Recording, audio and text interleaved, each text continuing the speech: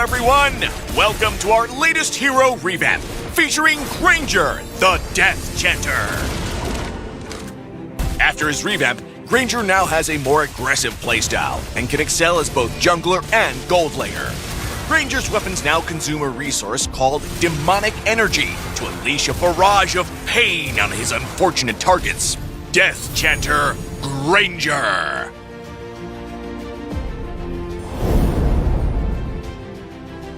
Passive skill, Capriccio.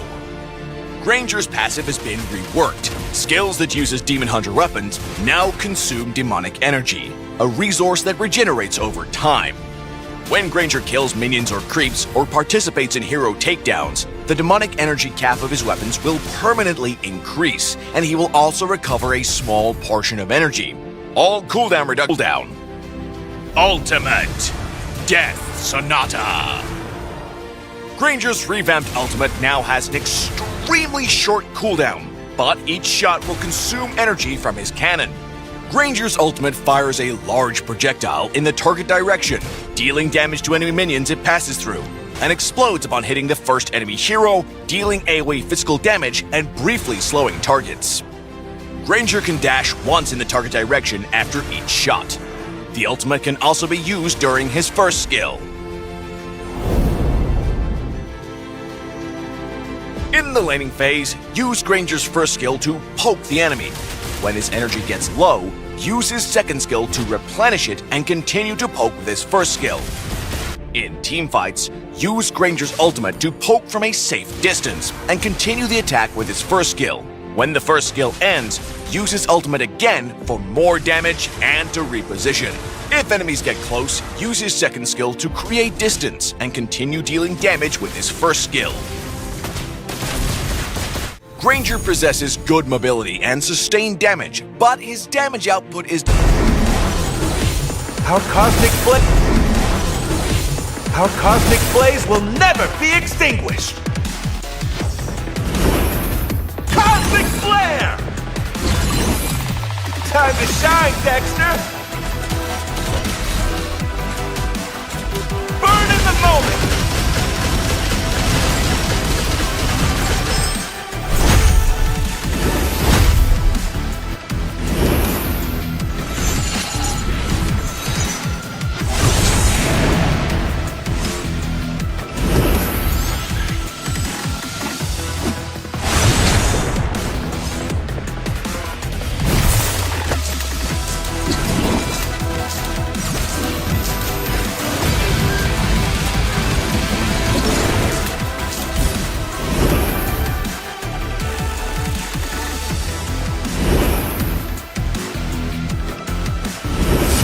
Everyone has their own competitive dream.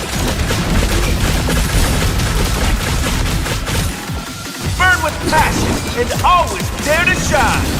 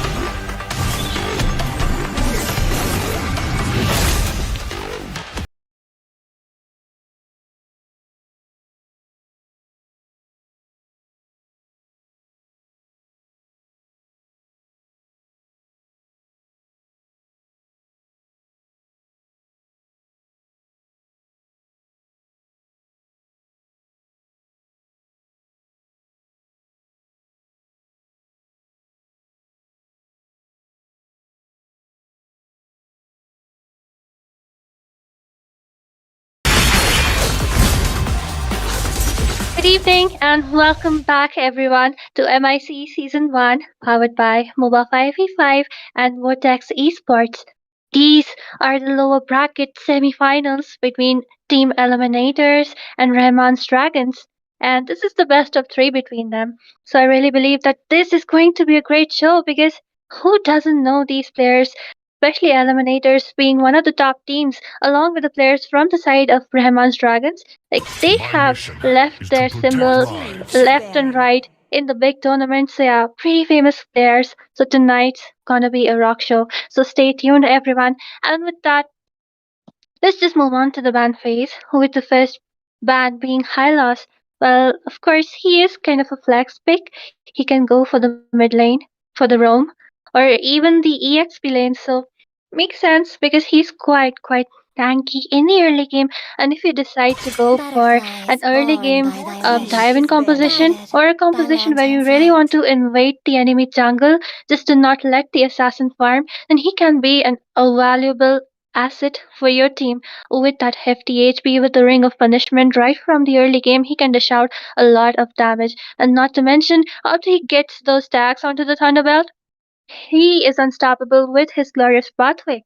And with him, like he works pretty well even in a hitbox kind of composition with Eve. So yeah, I think it's a good band. Along with that, the second band coming is our Zushin. Well, not to mention, she again is Only a really, love really good and mage night nowadays. are She can everlasting. provide those two instances of CC right from level 1. And if you have an early game aggressive team composition, then she can rock it. She can help you get those early game kills, especially if you have an assassin who needs them, maybe like a Suyo or a Hayabusa or even a Ling and a Nolan, of course. And with that, the second band being Sicilian, well, I think finally people have realized the potential of this mage because we all know how good he can be. He is the mage who can scale Always on the way. infinitely, especially Your towards the late team game, is and even in banning. the early game, he can dish out quite a lot of damage. And not to mention those sanguine claws, if they're positioned well, they can make the game or break the game. And with that, Matilda, another genuinely good band because she is a great support. She can help you in the dive-in composition with the guiding wing. She can just help you disengage with the heals, with the shields towards the late game. She can be another great team, another great roamer support for your team, especially when you have really aggressive kind of comp with Alpha or maybe an export. Such kind of fighter junglers really work out well with her. And with that, we're just waiting it out for the last ban from the side of ET for the first phase. And I Muscle think it of will be iron a Gatot Your Kacha. team flows of is And yes, steel. banning. it is that. Well, we all know no one wants to deal with a Gatot Kacha because he is strong, especially towards the late game. His passive just lets him, not even makes him pretty tanky.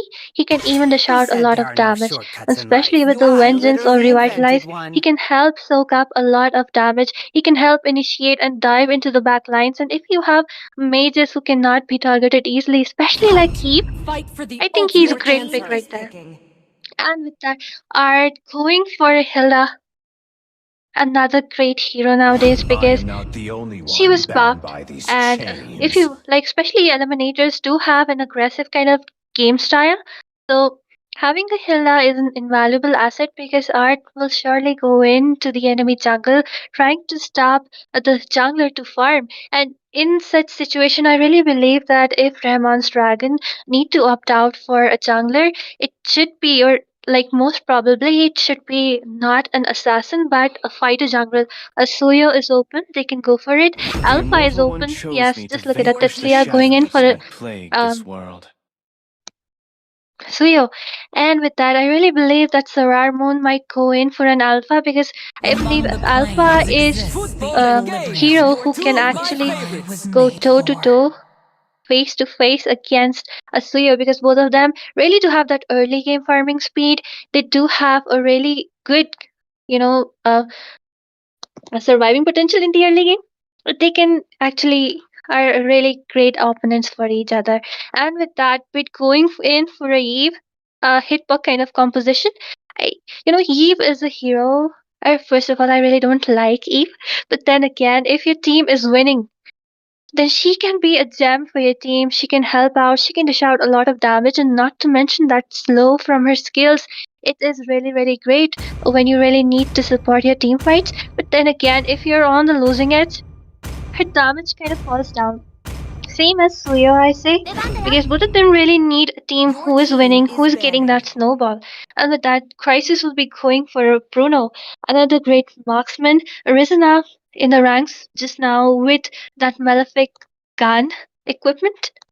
And yes, that increased range and damage from Bruno towards the late game. He can literally three shot people left and right, but you just need to Test. give them the time, Alpha is Your space team online. is for banning. farming up. And with that, I think Ramon's Dragon also know that pairing up an alpha against a Suyo is a great option. So they might be just looking to ban it out as alpha has been banned away. And with that, though, just look at Devil.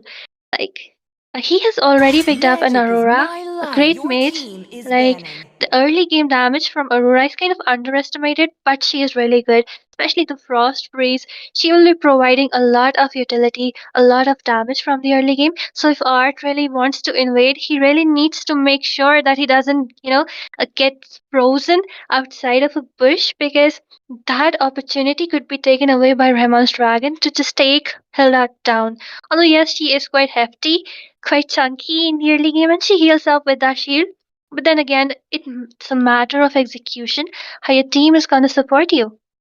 And with that, just look at that. The eliminators will be panning out a Harrod.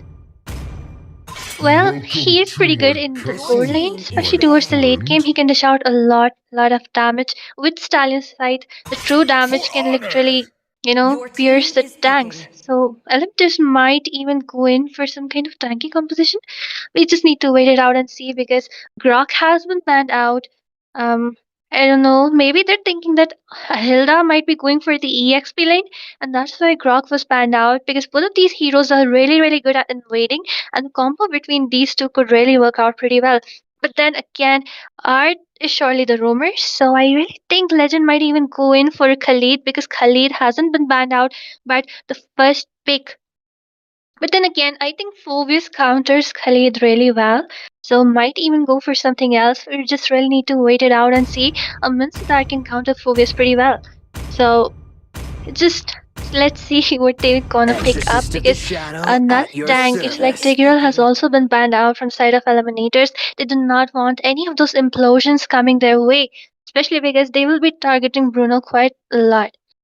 And with that, look at Long going in for goal lane Granger. And I think, we had a stacking up mage Sicilian. Astra. Now we have a Taxi. hero, a goal laner who needs those stack ups. And like as the game progresses, Granger can become more dangerous.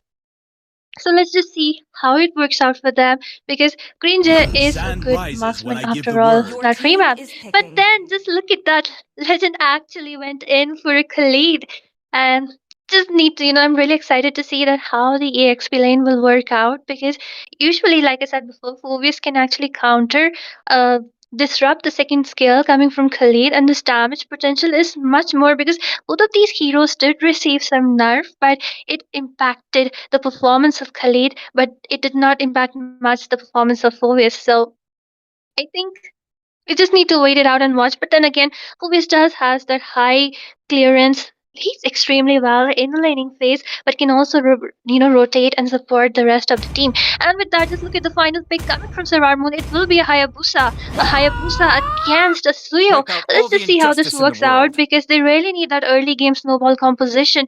And towards the late game, they do have Crisis, but then again, it depends if Crisis is able to farm out or not.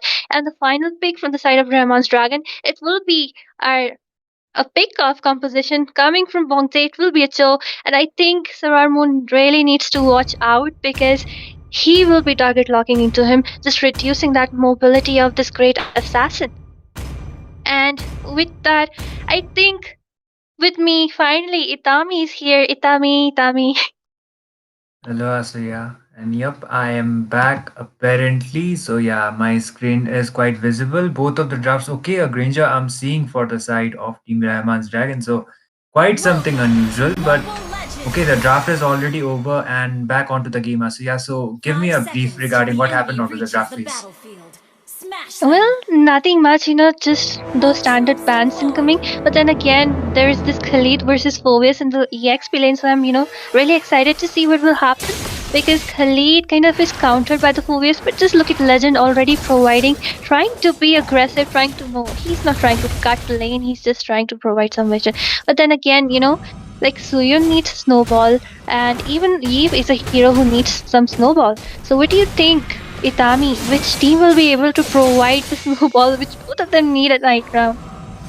I think both of the drafts, looking at the drafts, they are from both of the sides, they look kind of item reliant to be honest. Like, unless and until they don't get the power spikes, they might not be able to play that much aggressively, but it depends upon how they are going to be executing it. But a team fight, Oh, Art looking really low. He does get the shield and First blood! oh wait a second, the first blood already taken away by Crisis. Right there, Tetsuya going in 1 HP, but he will not be able to survive like that. Art still looking really low. Bongte and Tetsuya trying to look for that one kill, but it was a trade. Gold laner for a gold laner right there. But look at the bot lane once again. Hayabusa with his Wiki shadow kill onto Lee. Lee did use up his vengeance and Legend was able to save his life, but Lee was taken down. And Eve looking really low. Bid will be just retreating for now. yep, and the turtle about like there's still time for the turtle, but the engage after engage going Oh, on. I mean, just look at the damage coming from Art at this point, and Joe just retreating in 1 HP. But look at Oh, the top lane.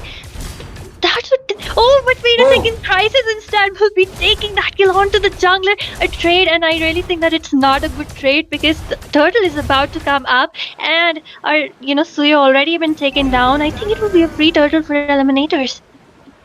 that actually can be the case because the Suyo has gotten quite delayed, but Chow is trying to get some pokes onto that Hilda, but Hilda providing the vision, trying to get the poking onto that Chow as well, and that is going to be an easy turtle for the side of Team Eliminators. I mean, just look at Art. This is what you do when you have that Hilda, not letting them have the blue buff with the raging sandstorm coming in along with the real world manipulation, the heal, and the revitalize has also been popped up. And I think Art will finally be getting to that level 4. And so coming in along with the Phoebus, but Phoebus is not able to provide much utility as he was kind of late. And yes, they'll all be retreating. Meanwhile, just look at the top lane. Bruno, Crisis getting, decimated at this point by Long, but it will not be for long because if he gets that farm, he will be able to take down everyone. But look at that Art going into deep. Bongte is after him. Legend also follows up. Will there be any other team help? But no, they will just be disengaging. Indeed, and okay, Eliminators having quite of an advantage, but in terms of the goal lead, it is not that much. But the kill count, they have the advantage. But it still is going to be depending upon the upcoming team fights. Chow is trying to get some poke onto Art. Art is trying to re-engage, but onto the top lane. Well, Tatsuya did go in the way of the dragon connecting onto Art, but it's Art. Art looking really low. Devil also trying to take that one kill. The Frost Freeze and the Frigid Glacier incoming, and Art will be the second kill secured by Tatsuya right there after Crisis. Yep, that was actually like an equal kind of a trade because Rahman's Dragons as well as ET are equal in terms of that kill count. So Crisis falling down like this, 3 times already onto the game is not quite what you would expect. But Serar Moon, Oh, there are Moon. What was that? Just using up all his shadow kills. He went in for the Aurora, but then saw that she did have that, passive with her. So yes, he kind of got stuck there, got taken down. Meanwhile, look at Lee trying to cut those lanes at this point, and this is what happens when you have a Khalid against. But wait, second the mid lane, the way of the dragon connecting on to Eve. Bid will be taken down by Tatsuya and the rest of the teams. I mean, they were having a good time, but then the Rahman's Dragons do have a really great offensive. Itami, just look at Art trying to take the kill on to Long, and the rest of the team coming in. They are frozen, and Art will be taken down once again. Legend coming in for that help with the weak shadow kill, and the raging sandstorm on the Tetsuya will be taken down right there.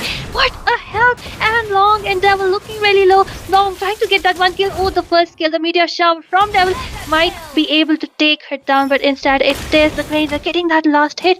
Meanwhile, just look at them. I think they have a free ticket to Turtle at this point, or they might even reset it. I don't think they are like Team Rahman's Dragon will actually be contesting it because the jungler is not onto the scene. So yeah, they have just decided to reset it, but the real one manipulation.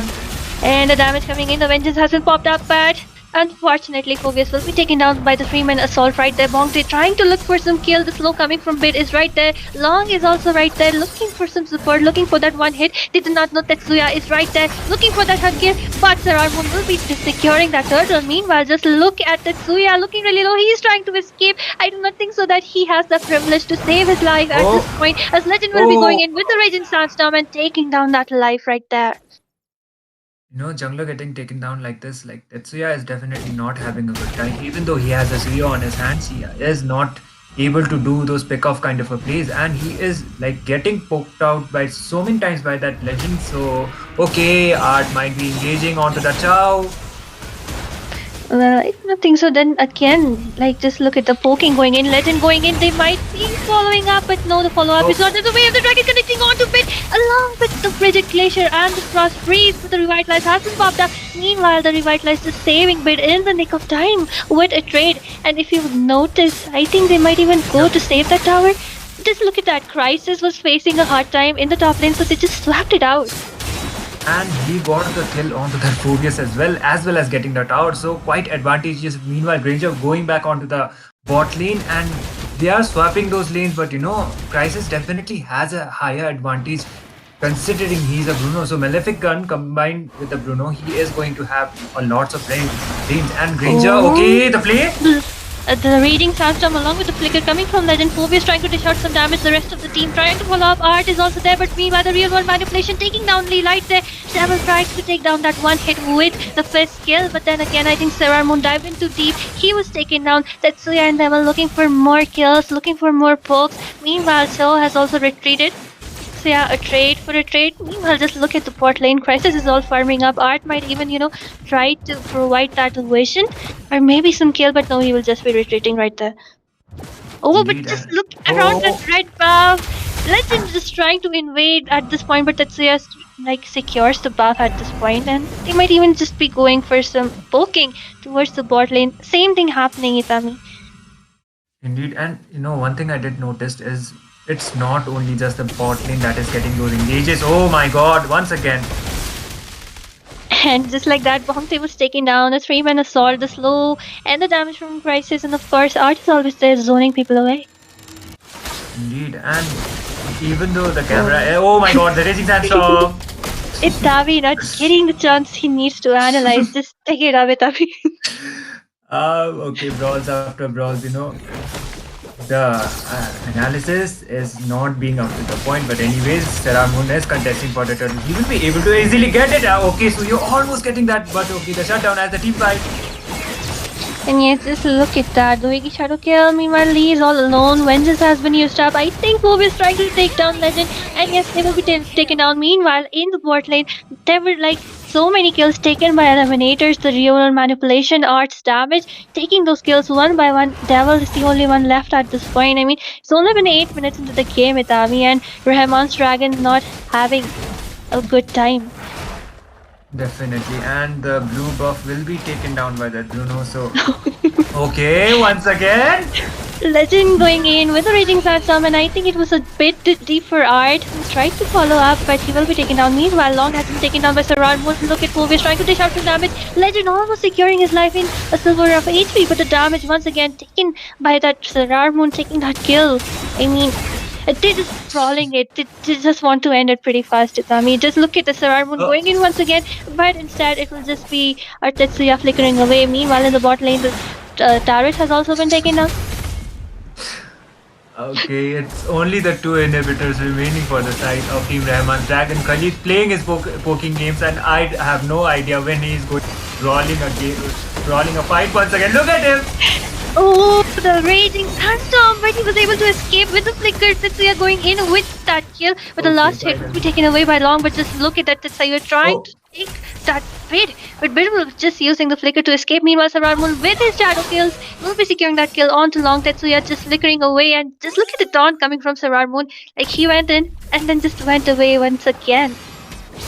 This heat pick is actually paying off for the side of Team ET actually, because that combined with the Wishing Lantern, it is dealing that burn damage as well as the pokes are really annoying. So they are not able to pick off onto that, and they are not having quite of an advantage.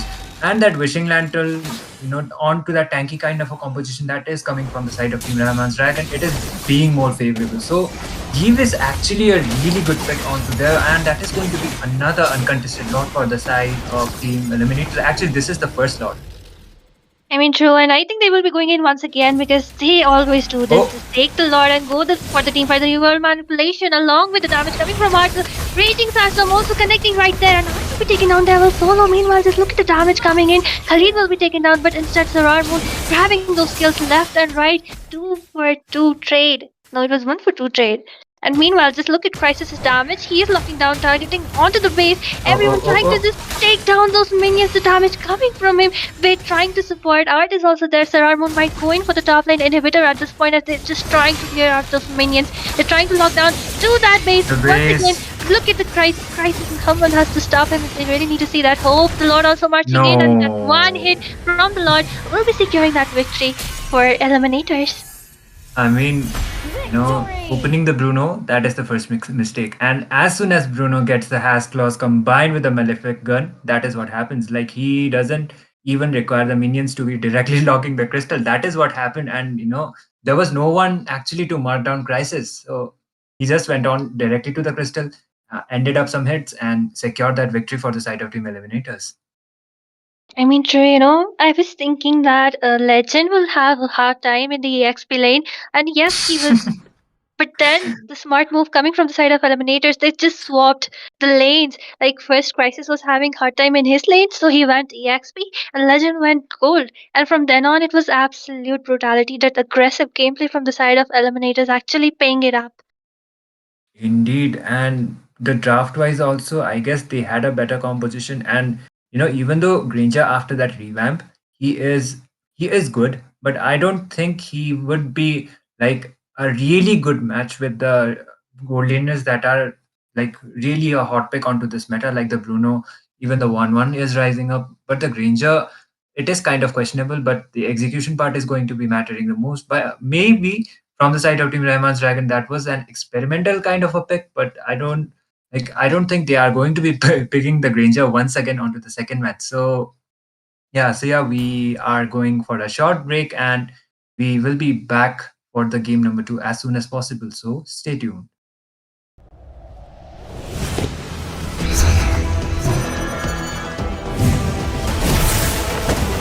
Our determination will never be extinguished!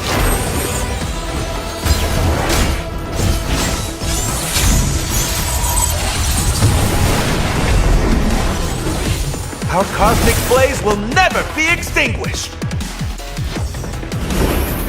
Cosmic flare! Time to shine, Dexter! Burn in the moment!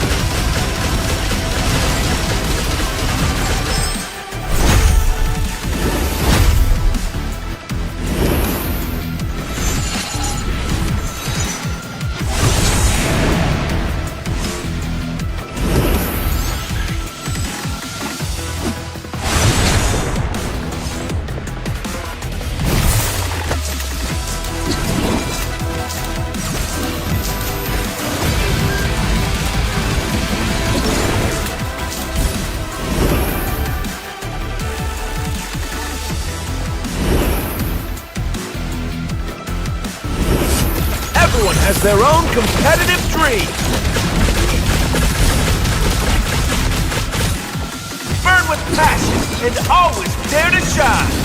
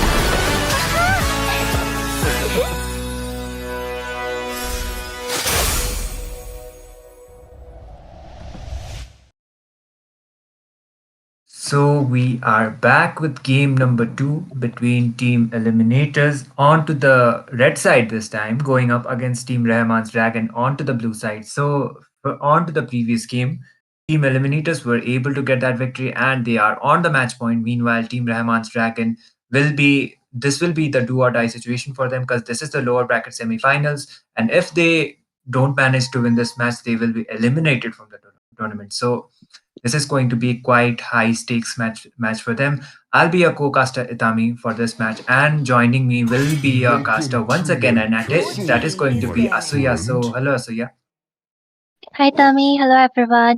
And yes, just like you mentioned, this is the match point for the side of Team Eliminators, as they already have scored 1 point to their name. And since this is the best of three, Always on the one more way. victory, Your and they will be team is proceeding banning. on with this tournament. So Rahman Dragons really need to pack up some punches, give up some serious team fight to Eliminators. And with that, let's just move on to the bans. Just look at that, already banning out a Grok. They do not want art on a Grok because he goes really aggressive. He doesn't let your Butterflies jungler born farm. by the And yes, he wish did is that even in the previous guided game with the by Hilda. So they might lantern's even go light. for some respect bans from the previous games. What do you think, Itami? That actually can be the case. So, there is a high possibility Hilda getting banned out since Art is quite comfortable with the Hilda, and that Hilda onto the right from to the early phases, she will be getting those pokes. And yep, as you expected, it is actually going to be Team Eliminators banning out the Hilda. So they don't want to be picking that Hilda, as well as they don't want to give it to the Rahman's Dragon as well. They are aware of the fact that how much of an impact that Hilda is going to be having onto the game. So they have just decided to ban it out. But the Suyo as well as the chip is still open. Three rumor bans coming up. So we are actually seeing that the rumor has so much of a game control onto the like so much on of a game control onto the series. I mean, I highly agree. A good roamer can make the game or break the game with, especially if it's some, setter tanks. But then again, I I am really not believe the that only one the bound by setter these tanks are not chains. much popular in this meta. And because you really need your team to follow up a good communication.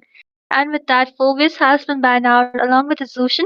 So what do you think could be the final ban here? Could it be a Suyo? What do you think? Maybe the Suyo or maybe even the chip. But if Even the a chip is Bruno? open, yeah, even the Bruno actually. The Bruno was definitely hurting onto the first game.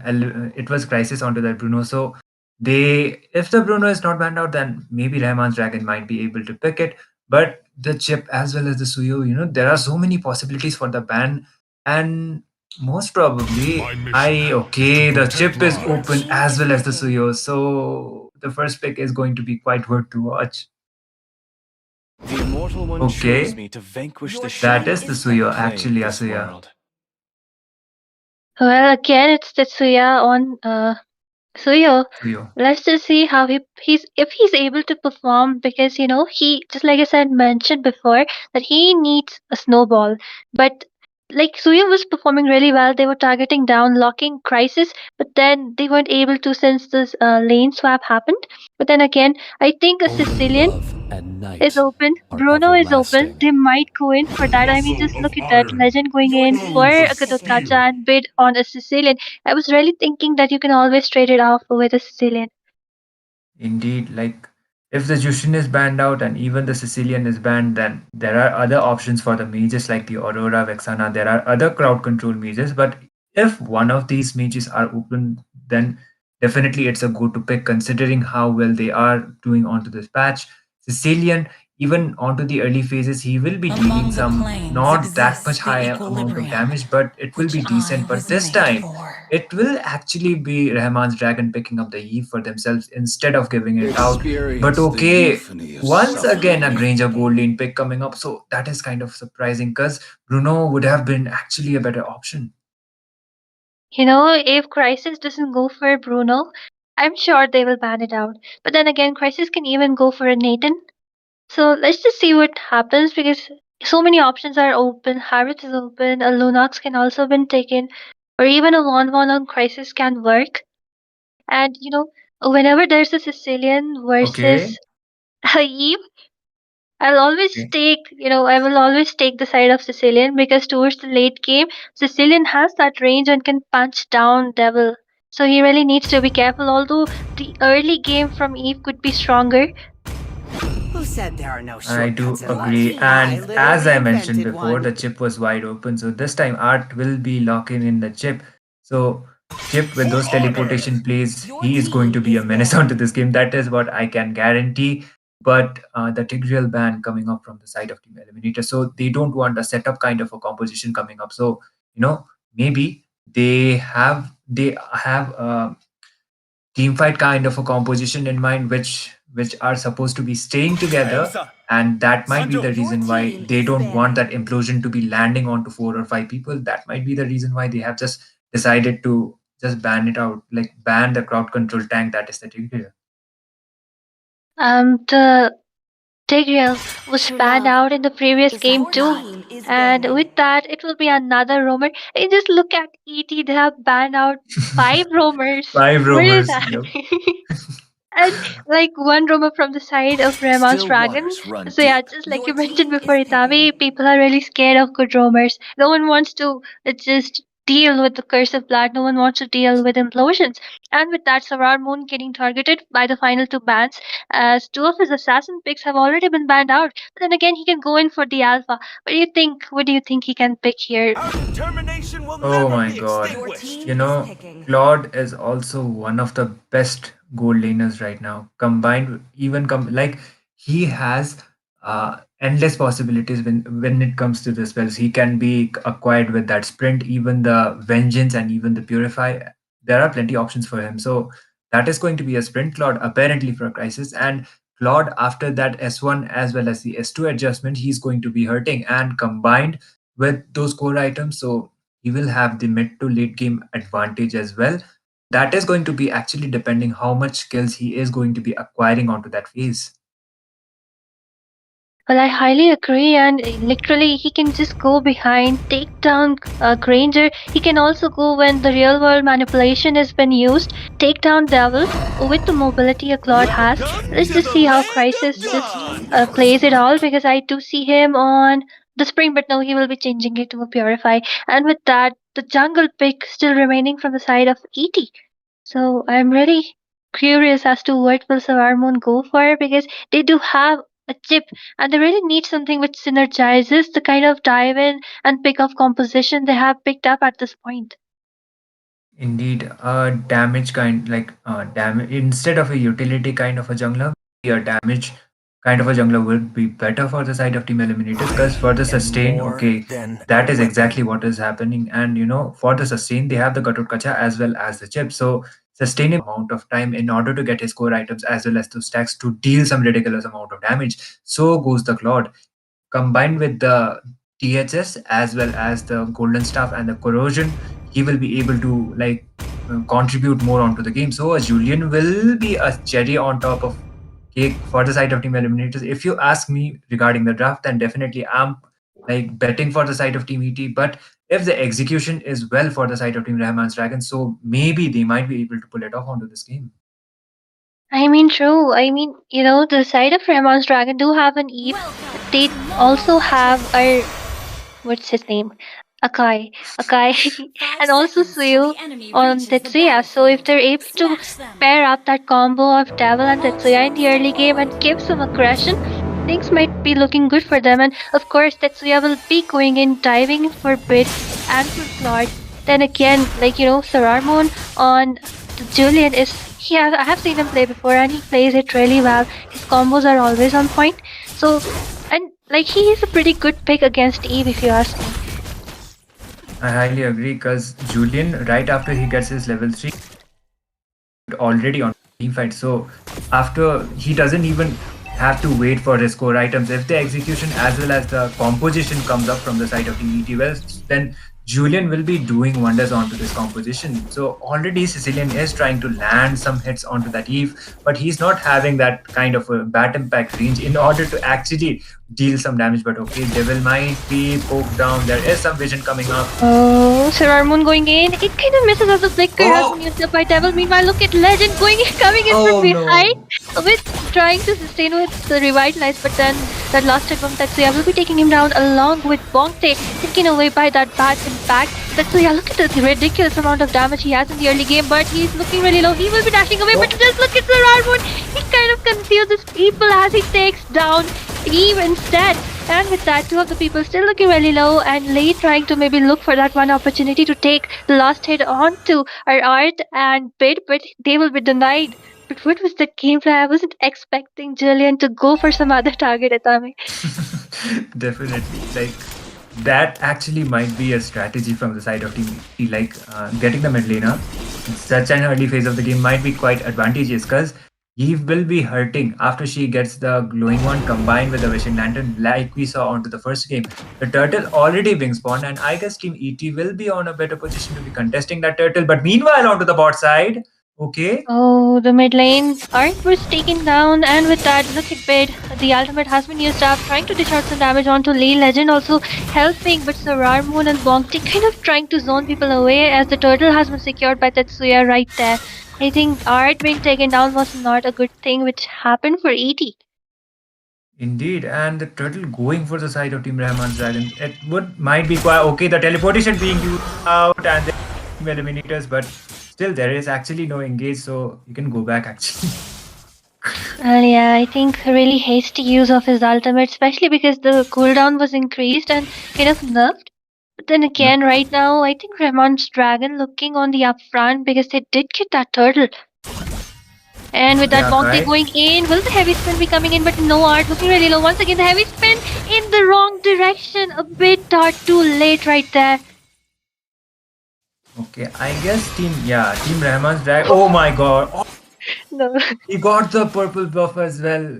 You know, Suya was actually there and Ferrar Moon with a really good timing coming up for now at least, and he was able to get his purple somehow. But okay, the teleportation chip might be teleporting to another place, but I don't think he does has his ultimate yet, considering it was the early phases of the game and that cooldown timer is way too much. It's almost a minute, so it will be taking some time for them. They are just focusing on to their neutral objectives. Leave getting down.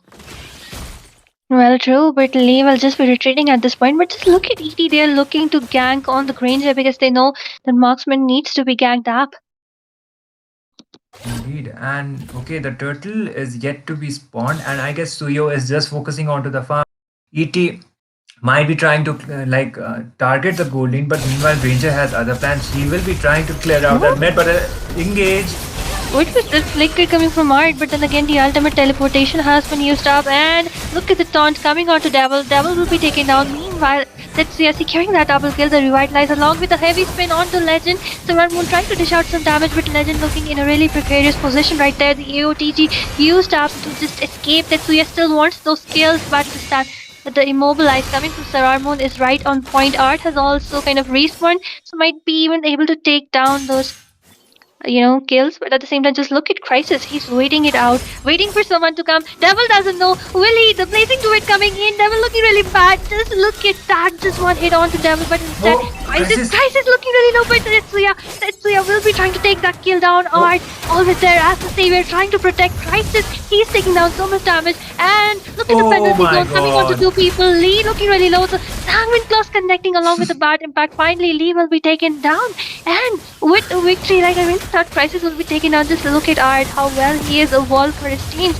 And with that, Julian finally getting that turtle, and the slow coming from Eve. Legend going in, you are really low. Legend just needs that one basic attack. Okay. Then again, the kill secured by Granger right there, and Bid looking really low. Long going in for another kill with a bad impact, taking that kill once again, and Bogday will be next on the chopping block because I think that was too much of an over-engage. But just look at Legend, he's going in for Devil with the AOTG, not actually connecting onto anyone. Tetsuya might go in for that kill. The Revitalize hasn't popped up, he needs that support. Art coming in with the stun, Devil looking really low, and meanwhile Tetsuya also just flickering away. Lee joining in to protect, but I think finally this will be a disengage at Nami. Oh my god. Like, how did Crisis escape with that? Like, the penalty zone was up to the point, but somehow Crisis. Oh my god, engaged once again. Oh, that's they are going in, and Legend looking really low, and yes, that one kill will be secured right there, but I think the rest of the team will be just following up ahead. No, I think it was a bit too late. Sararmoon just clearing up those lanes at this point. Indeed, and okay, Team Eliminators are actually back onto the game. The goal lead is quite equal, but still, it is, yeah, Team ET has the one tower advantage. Art might be teleporting to somewhere else in order to get some vision, as well as the teleportation play being used out. The turtle is yet to be spawning, so they are the game is quite equal at least for now. So Jeep combined with the glowing mod, she is going to be dealing some bird damage. If she is combined with the wishing lantern as soon as possible, then it would be quite advantageous for the side of Team Rahman's Dragons after those Leo 1 manipulation plays. But the heavy spin, baited out the teleportation once again. Yep, and the damage coming from Bid is right there, but look at Art. Art looking really low. The flicker has been used up. The Sanguine Claws connecting along with the penalty zone, but it's between 4 people. The flicker once again, batted back hurting along with the blazing to it. He is teleported once again, and Legend getting that rostered onto Ponk. Crisis looking right. The Crisis at the real one manipulation actually target locks him down. Legend trying to dish out some damage, but just look at that. Look at Tetsuya going behind the lanes, trying to secure that kill onto. Oh my god, this will be a triple kill. Aspen has also been taken down. Legend looking really low. AOTG connecting once again. I think Tetsuya will you be able to take that Maniac? And yes, it is into his hands. With that, Art is the only one remaining. And will he be able to secure that turret? I do not think so. The mid lane in its first tier turret of ET will be taken down. It only took one good team fight for the side of Team Rahman's Dragon to actually come back on the map and are actually back onto the game. With that Maniac, it will be quite advantageous. The turtle yet to be contested by one of the teams, but I don't think it is going to be contested because it's already reaching that 8-minute mark. The Lord will be spawning now, and I guess yeah, they will just be waiting for that Lord.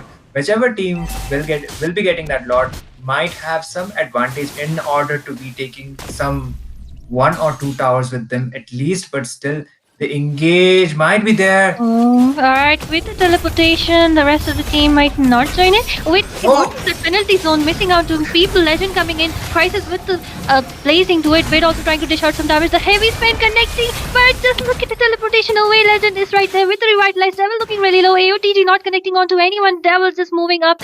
I think Legend, you are in a bad position between 4 people. Meanwhile, the same thing happening in the mid lane as Tetsuya might be taken out with the Winter Crown gameplay coming in. He is able to secure his life right there. Legend has been taken out, but it's Bongte trying to protect Tetsuya. His life will also be traded along with that. I think Long will be looking for some damage. Sararmoon just sidestepping at this point. The ultimate, the Sonata and the Rondo coming from, our range is starting to hurt. Definitely, and he has only fallen off once, so he is getting that power spike. It is quite visible already. The Lord already being spawned and being contested from the side of Team Rahman's Dragon. Terrarmoon is nowhere near to be contesting for that Lord at least, but he might be okay. The teleportation. Yeah, coming in and just look at Art. He knew whom to take down. He stunned Tetsuya, and yes, Tetsuya has been taken down. They won't be able to compete for the Lord. The Sanguine Claws connecting once again. The damage is been taken by Rahman's Dragon, and just like that, ET just reversed that team fight. The real world manipulation coming in once again, but the damage and the taunt onto Devil. Lee looking really low, the blazing duet coming in once again. Devil has been taken down, and will still be the heavy spin onto Legend in a very, very wrong direction. The bad impact taking that kill onto Bongte, and I mean, that initiation from Art was a cherry on top. He knew he needs to target down that Tetsuya Itami. I highly agree. And the 3-for-0 trade as well as it will be quite advantageous for the side of Team Eliminators because from the bot side the Lord is heading directly for the base. The lane sync is also quite up to the point. They will be getting at least 2 towers with this help of the Lord as well as that super minion spawning up. There might be an engage onto the top side. Crisis, okay, he will be able to escape, but Chip might come up with a teleportation play anytime soon, Asuya. Oh, Legend looking really low, and it will be Tetsuya who will be securing that one kill. Sararmoon also right there. He's looking really low. The stun along with the real world manipulation. It is an absolute throw, I guess, because Legend just initiated it followed by Sararmoon. The Sanguine Glass connecting onto Lee. Finally, I think Mid has started to hurt Tetsuya. Might even go in for Crisis. He's just trying to steal up that farm. Meanwhile, just look at Art. He might be looking to split push or just waiting in the bush. Meanwhile, just look at Bongtae trying to provide some vision onto the orange buff right there. And like what's happening in these team fights is like a pendulum to and fro, Itami. Indeed, Oh, teleportation. Oh, Alright, with the teleportation, Long looking really low, and yes, the entire team has followed up. They will be taking down that Long along with the second tier inhibitor turret right there. Meanwhile, just look at Tetsuya trying to, trade it off with the second tier turret in the top lane, but Legend already recalled, trying to protect. But AOTG connecting onto Legend right there. Will there be enough follow-up? I think Tetsuya will be able to escape because he does have a lot of blinks. Yep, somehow he is able to escape, but if you ask me, then the purple buff as well as the orange is not with him. Alright, just getting sandwiched between so many people along with a heavy spin. I think this is the losing team fight as Bid is getting targeted along with the Winter Crown from the side of Tetsuya. Saramon trying to dish out some damage. The Revitalize from Legend has also been popped up. Look at that, Immortality has also been brought off, and with that he will be securing his life, but Bongtae looking really low. Saramon looking for that one hit, but he will be retreating as Granger tries to take the ultimate, missing down, and the second blast not connecting onto anyone. Meanwhile, just look at Crisis behind taking our double down. Legend looking really low, and yes, Granger will be securing that kill right there, but I do not think so he will be able to escape as Bid and Crisis might go in for him. Oh my god, the Sandwind Claws just disconnecting at this point, but the bad impact is right there, providing that, didn't letting him recall, and yes, Bid securing that kill. Ranger somehow almost escaped, but it was not possible actually, and the Lord actually spawning right on time for the side of team. So they have a better position in terms of the positioning. They are on a better position to be contesting that Lord, and Tetsuya might be able to contest it. Okay, teleportation once again. I think Tetsuya will be taken down right there. Alright, oh my god, he knows how to, target Tetsuya because the Lord is just spawning, and just look at Crisis and Tetsuya taking that Lord for free. Meanwhile, Bid, Alright, and Legend just trying to zone them away, and Bongtae looking for that kill. The heavy spin has been deployed along with the real world manipulation. Bid will be taking down the AOTG connecting on to along with that Revitalize. He will be able to escape the penalty zone onto 3 people. Lee looking really low. Meanwhile, Crisis with the blazing to it behind the scenes taking that one kill, and with that I think the Rondo will be taking that kill on the Lee, and Granger looking really low. Sarar Moon going in for that kill, but he was able to escape, and just look at Crisis always taking, securing the macro for the team. Just look at it, the Lord also marching down along with that lane Singitami. Oh wow, that got towards recall almost got cancelled by that Sonata just now, and the Lord is already spawning from the top. The concealed play might be. Well, yes, Lord coming in, and Saramon with the knockup. Lord looking really low. Will Lord be taken down? Yes, it will be Bongtae taking that kill. Lord marching down. AOTG connecting onto no one, but they are trying to lock down that pace. Meanwhile, the bad impact has started to hurt the penalty zone, and the flicker on behind the scenes. Tetsuya will be securing that one kill. Granger is hurting Crisis with the Winter Crown and the blazing to it, but meanwhile Lee has been taken down. Crisis looking really low, and yes, it will be a kill secured by Tetsuya. Once again, a double kill onto his hand. And he might even go in for another as. But wait a second. Oh my god, the damage! The Ramon trying to target him down. The Winter Crown came from Pit cannot do that one bad impact, and yes, he was able to escape. Meanwhile, Long, who was trying to defend his jungler, will be on the chopping block as he will be traded off. What is happening onto this game? One side there is a 3 trade.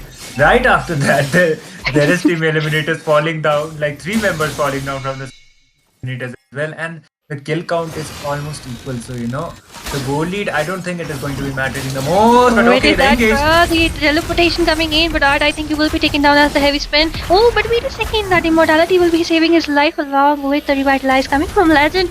Like, I wasn't expecting Art to survive. Somehow he made it, but okay, the Lord yet to be spawning onto the next minute. So eliminators have pretty decent amount of time for now, and they have the tower advantage as well. So unless a potential wipeout comes from the side of Team Rahman's Dragon, eliminators are on a comfy place, at least for now. But on terms of the execution, Akai. And I think Saramon was able to escape right there, and I think he will be going in once again to Sanguine Claws connecting on to Bongtae. Bongtae just survives with that flicker. Bit dishing out a lot of damage at this point. Like, how many stacks does he have with that one? wonder how, I wonder why. But okay, the Lord about to be Yes, spawning. 264 stacks. Oh my god. 264. Like it's only like not only but already 16 minutes onto the game, so that was quite expected from a Sicilian. He has a 7 kill count combined with 10 assists, so that is quite a really good amount of stacks. And the Lord, that is going to be an uncontested Lord actually for the side of Team Eliminators. Legend might trying to engage, but okay, the Lord directly heading from the mid side. If the lane sync is on to the point, then maybe Team Eliminators might be able to end this game. But definitely, they will be needing that trades, especially onto the jungler as well as the gold laner. I mean, true. And at this point, Bit already has the blue buff. He will be hitting a truck. I mean, just look chunk of amount of damage he's taking down. And AOTG coming in. Meanwhile, just look at Art and the Winter Crown gameplay coming from Devil. Devil will be taken down right there, so blazing to it also. But the penalty zone on the 3 people along with the Winter Crown. It will be a kill secured by Lee right there. And we are just following it up. What a second. Is this a wipeout right there? Oh Just my double kill for Tetsuya, god. but again, Lord, getting wasted. Art is the only one surviving once again. You know, Teresa with that 3-man penalty zone was actually the playmaker for this lot fight at least, because he combined it with the Winter Crown and Crisis was really low. So Teresla's later damage was able to get that kill on Crisis. So if Crisis was still alive, then maybe Team Eliminators would have ended the game. But unfortunately, that didn't happen, and Crisis was taken down, getting a 4 trades for their side. So Rahman's Dragon will be living for at least now, but they have no towers left. So if a potential wipeout comes up, then maybe they might be able to put up a tiebreaker onto the series. But still, Eliminators having quite of an advantage, but the goal lead, because the reason of that advantage is because they have the tower advantage, and remaining with no towers for the side of Team Rahman's Dragon, it won't be quite easy to be defending that base now. Because if there is a backdoor kind of a play coming up from the side of Team ET when everyone is engaging, then it would be a GG game over. Well, true. Both the teams at this point need to look for that one opportunity. I mean, like, Art needs to just the way he did it twice. First, he targeted Tetsuya twice, and he also targeted Long once. We need such initiations from Art, and that's why he's waiting out in that bush, waiting for someone to come and clear it up. So yeah, and the same goes for the side of Team Rahman's Dragon. They need ET to throw because that's the only potential hope for victory. And we do know that ET is really good at throwing the games. So yeah, just look at that art. In between, so many people are trying to stun Tetsuya once again, but the heavy spin has connected along with the ultimate, but no one is actually following it up because they are going for that backdoor with the bot lane legend trying to secure that base along with the revitalize, but the immune coming from Crisis. Oh, Crisis wow. locking down the base, and yes, a backdoor, a perfect backdoor. I mean, art was just a disruption as eliminators Yay! took that victory to the name. Perfect map sense actually coming off from the side of Team ET. Actually, that was quite unexpected after Asuya said ET are like really good at throwing the game. But anyways, they didn't want it to throw it now, and yep, they will be securing the series as well as the lower bracket finals. So yeah, eliminators are still onto the tournament. Meanwhile, Team Rahman's Dragon will be waving their goodbyes for this tournament, and they will be eliminated. In terms of the synergy, I guess Team Eliminators had the higher advantage. Well, true, I agree. Like the initiations coming from art were really good. Crisis locking down that base, Legend being, trying to distract people. So yeah, it actually worked it out, and of course they do have bid towards the late game. Like if you saw, even Bongte was getting melted down with just one bad impact. Then again, Tetsuya doing an amazing job with Suyo taking those kills left and right. And I think the tank, I mean, the heavy spin was actually kind of sometimes, if you see forced, it was kind of wasted a lot of times. So, yeah, I think it was just the execution. I mean, you cannot even say anything because they kind of split it with 1:4 for Itami. I do agree. And yeah, Akai's heavy spin was mostly getting baited out even onto the early phases. The heavy spin was there, but the pins he was expecting was not up to the point. So Team Eliminators actually like took advantage of that, but still Tetsuya actually fought until the end. He was the literal hyper carry of this game, even though the gold laner Granger was able to deal some decent amount of damage. He was only able to get 4 kills compared to Tetsuya, who got 16 kills, and he was the he was the man dealing most of the damage for the side of Team Rayman's Dragons. But still, it was not enough, and they will be eliminated. So I guess for this game, that is it. We will be back with another match. That is going to be the match number 2 between Team Impunity India going up against Team Fight to win. So me and Asuya will be back. So stay tuned.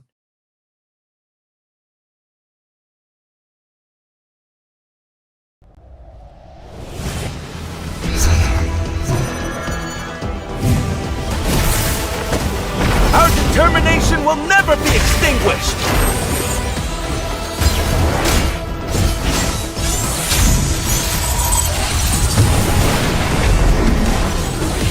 Our cosmic blaze will never be extinguished!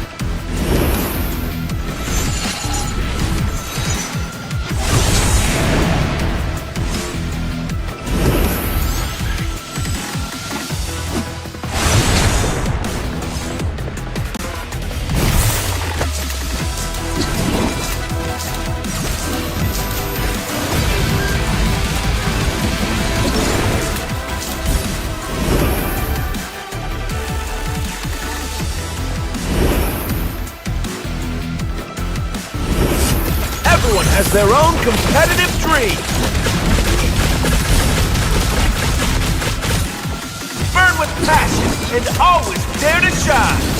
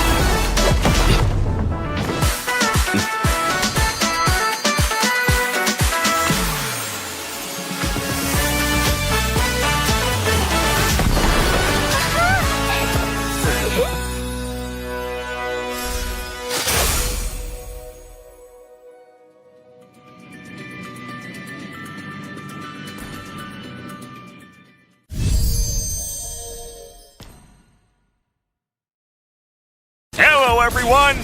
Welcome to our latest hero revamp, featuring Granger, the Death Chanter.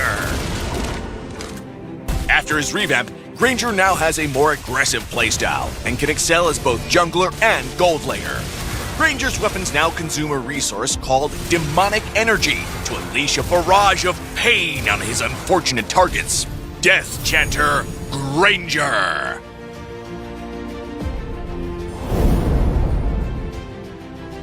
Passive skill, Capriccio.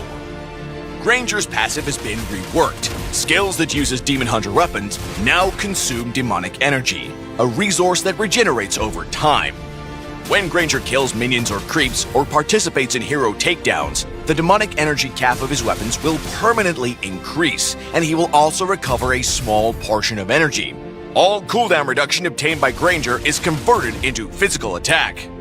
First skill, Rhapsody. Granger's first skill has been adjusted for a more sustained playstyle. The cooldown has been shortened significantly, and it can be cast as long as there's enough energy in his handgun.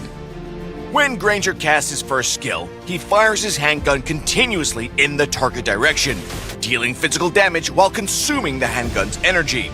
The final bullet of this attack will always crit.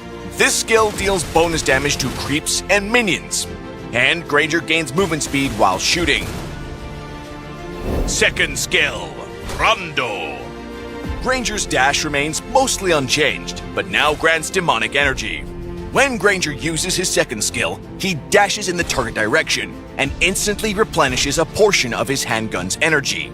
Each time Granger hits an enemy with his first skill, it will reduce a portion of this skill's cooldown. Ultimate, Death Sonata. Granger's revamped ultimate now has an extremely short cooldown, but each shot will consume energy from his cannon. Granger's ultimate fires a large projectile in the target direction, dealing damage to enemy minions it passes through, and explodes upon hitting the first enemy hero, dealing AoE physical damage and briefly slowing targets. Granger can dash once in the target direction after each shot. The ultimate can also be used during his first skill.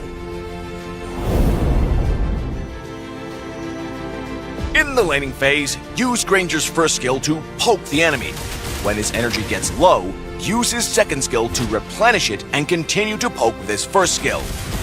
In teamfights, use Granger's ultimate to poke from a safe distance and continue the attack with his first skill. When the first skill ends, use his ultimate again for more damage and to reposition. If enemies get close, use his second skill to create distance and continue dealing damage with his first skill. Granger possesses good mobility and sustained damage, but his damage output is dependent on his demonic energy, and he gets stronger as his energy cap increases. Upgrade Granger's first skill at level 1 and continue to prioritize upgrading it as the main source of his damage. Granger can use his second skill during his first skill to adjust his position and ensure the first skill lines up with the target. When Granger's first skill can no longer hit the enemy, tap the skill again or the ultimate to end the first skill and conserve demonic energy. Granger can permanently increase his demonic energy by killing minions and creeps. The more you kill, the more you can use his skills. We recommend the Assassin emblem for Granger with the Rupture, Festival of Blood, and Lethal Ignition talents. Granger's first skill deals enough damage to quickly trigger Lethal Ignition's Scorch effect, and because Granger is a skill damage hero, Festival of Blood will greatly enhance his sustainability. Blade of Despair is Granger's core equipment. It provides very high physical attack to boost Granger's skill damage. Build Hunter Strike in the early game for the physical attack and movement speed effect, and get Malefic Roar in the late game to deal with high physical defense targets. We recommend the Retribution battle spell for Granger. Granger's first skill deals bonus damage to creeps, making him an effective jungler. Granger can also take Flicker for the gold lane since he also deals bonus damage to minions. When laning, Flicker will help him escape enemy ganks. Granger counters squishy heroes who lack mobility, such as Chang'e and Cecilion, who have a hard time dodging his first skill and are vulnerable to the high damage of his ultimate. Granger is countered by heroes with strong single-target killing power. Despite having good mobility, Granger lacks other defensive measures. Heroes like Saber and Hayabusa can quickly get the jump on Granger and finish him off. Granger pairs well with heroes that have strong CC abilities, such as Franco and Kaja, who can hold enemies in place for Granger's entire first skill. Granger should focus on jungling in the early game to gain an economic advantage. As a marksman, Granger's skills have a higher damage bonus to kill creeps faster. By getting equipment ahead of the enemy, he can snowball the advantage and stay a strong threat throughout the match. In the mid to late game, Granger will have more demonic energy thanks to his passive, allowing for more uses of his ultimate and first skill. But it's important to continue farming creeps and minions to keep raising Granger's demonic energy to boost his combat prowess. Granger the Death Chanter revamp arriving November 6th. And until next time, we'll be seeing you in the Land of Dawn.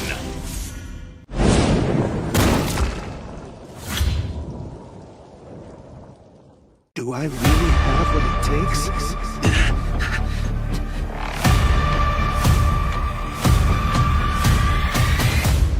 Let's burn. As bright as we can, Dexter. Till the very end.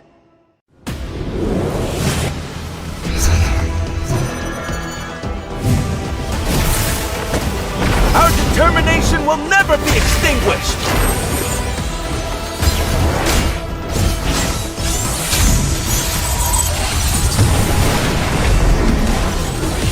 Our cosmic blaze will never be extinguished!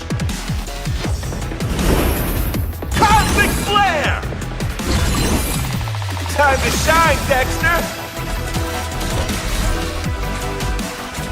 Burn in the moment!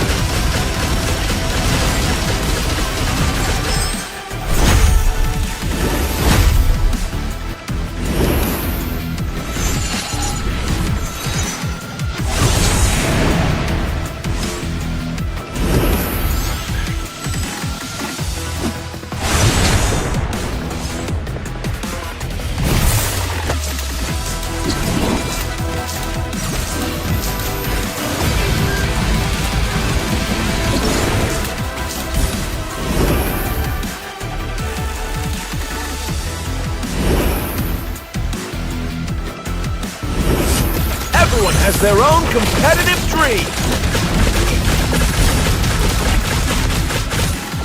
Burn with passion and always dare to shine!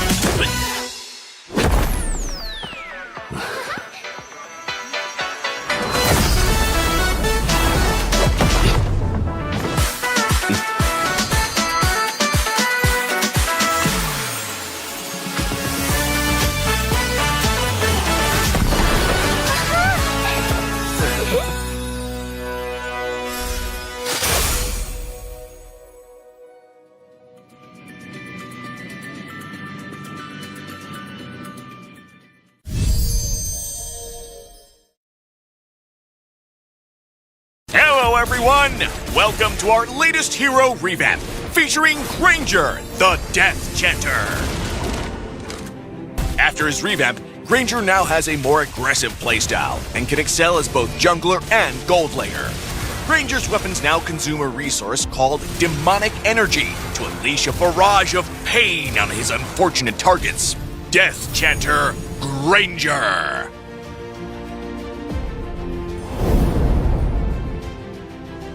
Passive skill, Capriccio.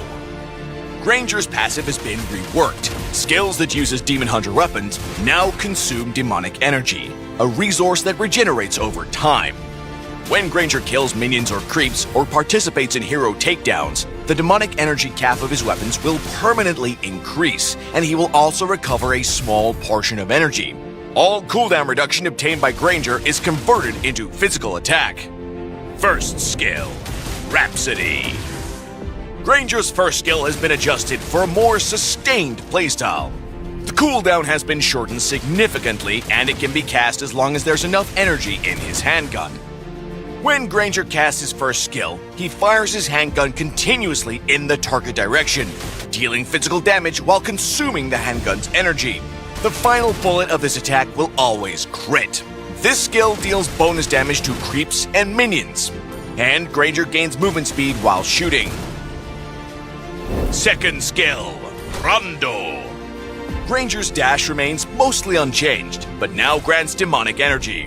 When Granger uses his second skill, he dashes in the target direction and instantly replenishes a portion of his handgun's energy. Each time Granger hits an enemy with his first skill, So, ladies and gentlemen, we are back with the match number 2, and it is going to be the lower bracket semi-finals. Actually, that is going to be between Team Impunity India onto the blue side, and onto the red side we have Team Fight to Win. So they are just proceeding with the draft phase, and we are yet to see the bans coming up from both of the sides. I guess they will just be Among the proceeding planes with the regular exists bans. And okay, which I Eve was has been made for. quite recognizable onto this patch. She is doing quite decent. We did see her getting picked up onto the last previous 2 games between different teams actually, but still, What's your command? being aware of the Team meta, is banning. Eve is quite a valid ban, as well as that Fanny. So I guess both of the teams have done their homeworks. Eve is a meta kind of a ban, so expect it. Fanny, meanwhile, she has received some adjustment as well. So that is an expected Fanny ban, as Team Impunity India has the jungler, which can be like he is one of the best Fanny. That is that is ban actually with the Fanny. So I guess that might be a respect ban or maybe a regular kind of a ban. Team is banning. And the third ban coming up from the side of Team Impunity is going to be that Hilda getting banned out. So Hilda is quite expected ban as well. We mostly are seeing her onto the roam position instead of the EXP. She can be played onto the EXP too, but she is more valid these days onto the roam position. So Hilda combined with the Revitalize with those bush ambushes will be quite annoying, would have been quite annoying for both of the sides. So it is Team Impunity India banning out the Hilda first, and we won't be seeing that Hilda getting picked up onto this game at least. Another ban coming up from the side of Team Fight to Win, and that is going to be the Khalid getting banned out. So quite expected kind of a ban, but Khalid after that nerf, he doesn't get banned off that much often, but still he is still a valid EXP laner as well as a roamer. So I guess they are just respecting that Khalid and banning him out. And Your team from the side of Team Impunity, the final ban coming up, it is going to be that Kacha. So Always on the way. versatile kind of bans Your coming up team from is both banned. of the sides. So Matilda is also expected, but it opens out the Chip as well as the Jushin as well as the Suyo. So there is a high chance that these said heroes there are might no get shortcuts picked in out, life? and I immediately, literally as invented one. I mentioned, the Chip is getting picked out from the side of Team Impunity India. But that leaves open Only two love picks and for the night side of are Team everlasting. Fight to Win, and the Sicilian is really expected. It could have been the Jushin as well, but I guess their composition relies more onto that Sicilian. That is why they have pick out the Sicilian as your first pick. And there are other options for the side of team fight to win as well. We might be seeing the Alucard from Bando coming up as the jungle onto the jungle position. And Your yep, team is as I preparing to mentioned, that is launch. going to be the Alucard getting picked out, the signature hero of Bando. So we did see onto the previous game of Fight to Win that the opponents were banning out Butterfly is born by Bando's thy Alucard, wish, but guided apparently Team by Impunity lantern's India light. maybe have some kind of a strategy I am not the to only one deal with bound that by this Your Alucard, so team they is chain. have missing. decided to not ban it out. True Instead, they are love going with the Jushin is like Your blood. team is banning. as well as that Phobius getting picked out. So from the side of Team Fight to Win, immediately the response have came up, and that is going to be the Carmela as well as that Sicilian combo coming up. So they have the team fight kind of a composition at least for now, so it would be quite good. But Sicilian will be requiring those late game spikes as well as those mid game phases. He will be requiring those stacks as well as the itemizations coming up. That is going to be deciding the game for the side of team fight to win. The bans coming up from the side, so most Still probably a waters jungle run ban, and deep. yep, Your that is team going to is be the banning. Ling getting banned. So expected ban as well. Ban is quite comfortable with those Your assassins, team so is banning. it is quite valid to ban out the Trust. Ling as well Alpha as Your the is team Alpha. is online. So banning. maybe a utility kind of a competition, more of a utility coming up from the side of Team Fight to win. So Alpha as well as the Ling, both of the junglers getting banned out. So from the side of Team Impunity India, I guess that is Baki Mard, Dunya Ka Papa. So he will be banning out the final ban for this game, and it might be a gold laner or maybe an EXP laner. Bruno is still open, so there's a slight possibility that Bruno might get picked out or get banned out. It is in So okay, instead despair it that is I Your going to be team see that the is Nathan. banning. fondest Nathan hopes. combined with that curse of blood from Carmilla would have been quite hurting with that entropy play as well as those basic attack damage. So a valid ban coming up from the side of Team Impurity India. From the side of Team Fight to win the final, not the final, get back actually might be the Bruno, like I mentioned. Time to Bruno take the field. combined with the Your team Hastros is picking. immediately with the Malefic gun, he is going to be dealing some ridiculous amount of damage as well as his range is going to be increasing. The penetration will be there. So Bruno is definitely a go-to kind of a pick for the side of Team Fight to win. He is one of the best goal laners onto the game right now after those adjustments. And the final picks coming up from the side of Team Infinity India, maybe Pakima cooking a Mencital gold lane or maybe not. But okay, Van is going to be locking that assassin, the jungler for their side, and that is going to be the Hayabusa. And most probably, if Bakimat goes with the Mencitar, so for that push they don't have a reliable kind of a hero, but okay, apparently he I will be am deciding to go out with the Your vengeance team Moscow, is which is quite high. picking. valid too. Now it all depends upon the execution from the side of Team Infinity India, how they are going to be executing the game. If you ask me, then meta, in terms of the meta, Team Impunity might have the higher advantage, but terms of the comfort and maybe the execution might be right from the team fight to win, then they might have the advantage. So both of the drafts are completed. Team Impunity onto the blue side and Team Fight to Win onto the red side. This is going to be the match number two, game number one between both of these teams. So I guess we will be heading on to the loading screen as well as shortly onto the Land of Dawn.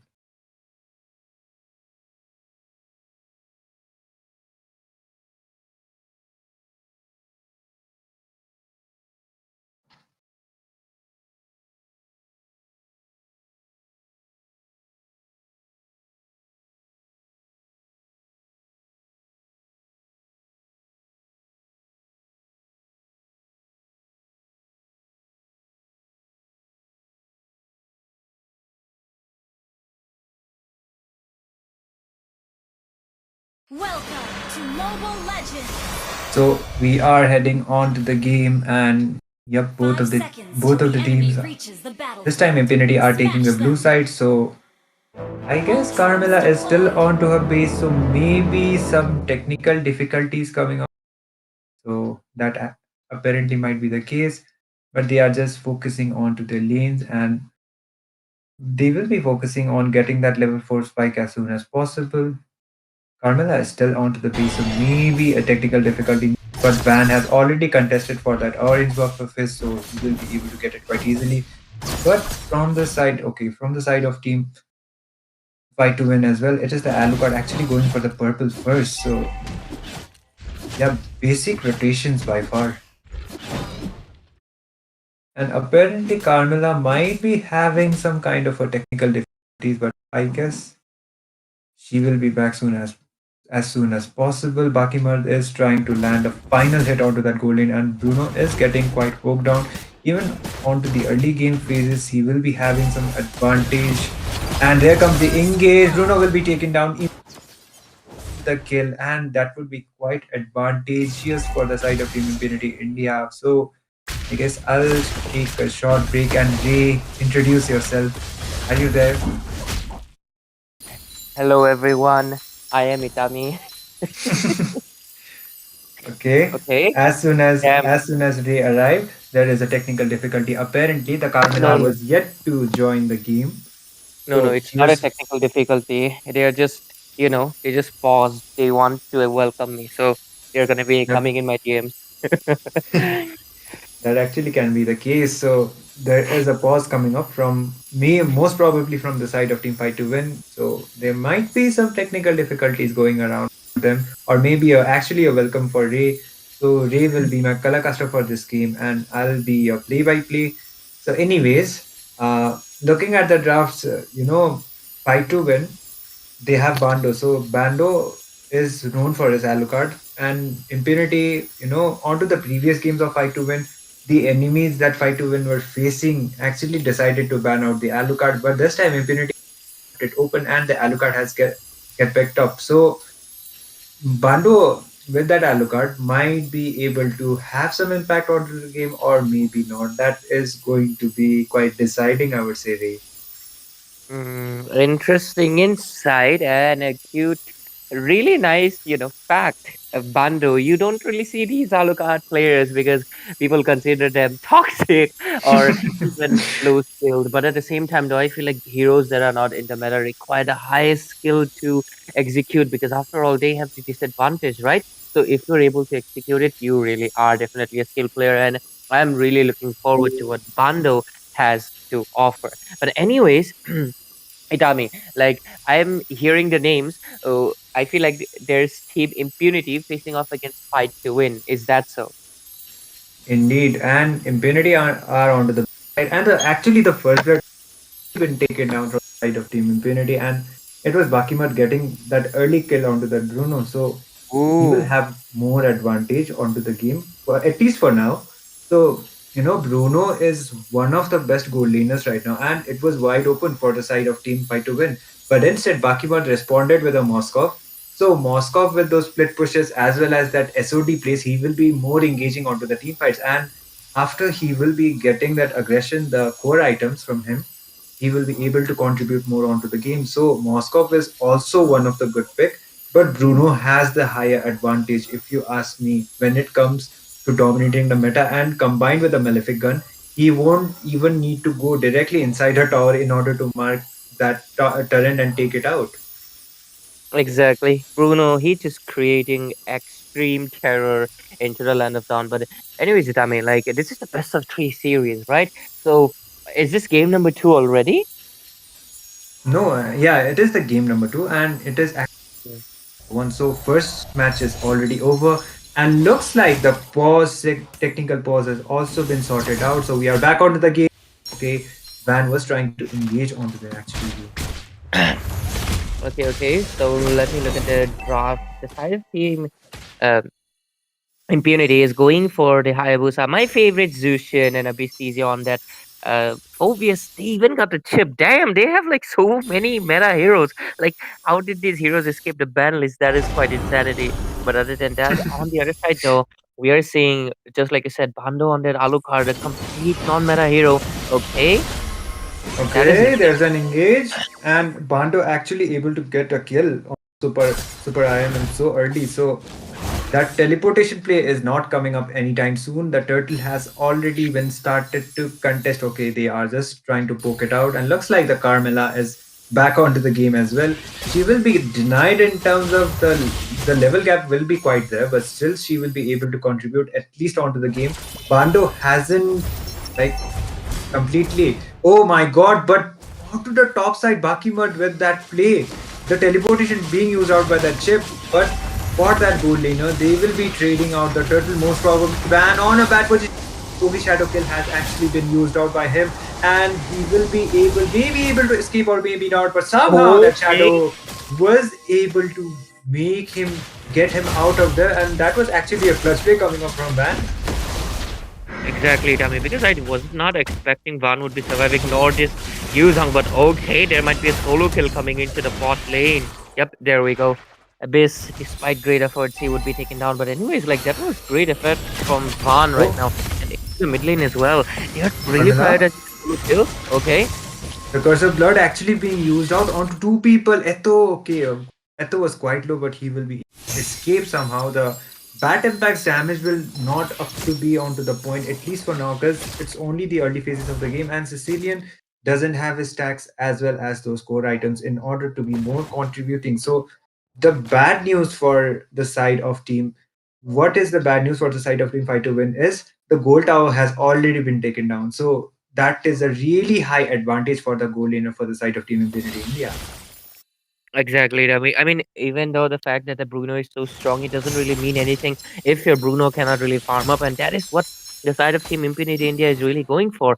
Look at their focus; they completely ignored the turtle because they only want to focus into the Bruno. They don't want to give Luke any chance for his volley shot to be hitting as much as hard as he wants to. But at the same time, though, it has to be worth it because look at that; they have the Alucard, who has been getting farmed up quite often. Like he got one kill, no objection yet, and Sicilian is also there. So there's two really strong contenders. They have to really keep their eyes out for everything. And I really like the XP lane matchup because Phobius is a good option. But okay, into the bot lane, there might be a potential engage. Okay. Oh, Van actually getting taken down by Bandos. Quite unexpected for the side of Team Infinity India, but the impact coming up from the Sicilian combined with the ultimate will be able to take Abyss easily down. And the turtle already being contested from the side of Team Fight to Win, but the teleportation play has been chipped. The Curse of Blood did connect onto three people, but that is going to be super IMM falling down. Impunity India are losing members one by one, but still Van will be the one getting that turtle, but the double kill going for that huge round. That was quite an overextension, and Team Impunity India will be playing that prize. And even though they got that turtle, it would not be a worth it trade for them because they lost their members as well as almost lost the goal lead too. Exactly, Dummy, because despite their greatest efforts, like I feel like they're underestimating the Alucard, just like everyone does. But it's not going good for them because look at that. Bando is on a killing spree right now, 302. That means he's already into a bounty. And if this keeps going on, like this Alucard will deal like guys, Alucard has one of the highest output from fighters. That's why he's a part assassin. And you can't really ignore that. He can be squishy, but at the same time, if this keeps going on, it looks like the side of team in fight to win. They're definitely fighting it to win it because look at that. So far, the only Moskov is the only one like hasn't been taken down even once. Rest all the members have fallen once or twice or even twice. Oh, Easy. okay. Abyss, oh not Abyss, but actually Bakimad was trying to land. The Ogi Shadow Kill is yet to be used by Super Van. That was Sicilian actually the moon. Get that Carmel up. There might be an engage. Okay, Yuzong was trying to make an overextension play, but he will get punished immediately. That is going to be the double kill for Superman. And that is the triple kill. Maybe a maniac or a savage. He is still trying to engage. Lukham quite low, but that is going to be a shutdown onto maybe Van. He will be taken down. There will be no maniac, but Abhishek has still not fallen up. He is trying to engage onto that Bruno, and he will be able to get a kill. That is a 4-for-2 trade for the side of Team Infinity India, and they are looks like they are back onto the game. But Van has fallen down, so there is still some cooldown, and a turtle about to be spawned. So there is still plenty amount of time for the side of Team Fight to win to actually contest it and maybe even able to get that turtle. But okay, Bakima trying to push it and he will be able to do so. But the engage coming up from that Yuzhong. Bakima will be taken down, but he got that tower. But I don't think that was worth losing his life. The Black Dragon form has been used out, and Van is the one actually contesting the turtle for now, and he might be able to land the retribution, but the curse of not connecting onto nobody. Van will be able to secure that turtle. Obviously, he's coming on with that play with that Infernal Lord, and he will be able to get a kill onto Bando. Phobius is literally unstoppable at this point by the Black Dragon form, as well as the Petrify being used. Ezo will be taken down, but the engage coming out from the side of Team Infinity India, and that will be the killing spree, as well as the double kill for Abyss TZ. He is unstoppable. He is able to sustain that damage, and he is not stopping yet. There might be the kill onto that Sicilian, and oh my god, almost getting that Sicilian, but there will be no triple kill. That is completely denied, but it was still a win-win situation for the side of Team Infinity India. I mean, great effort from the side of Team Fight to win, but oh man, this is what happens when you're giving out so many meta fighters like Yu Zhong.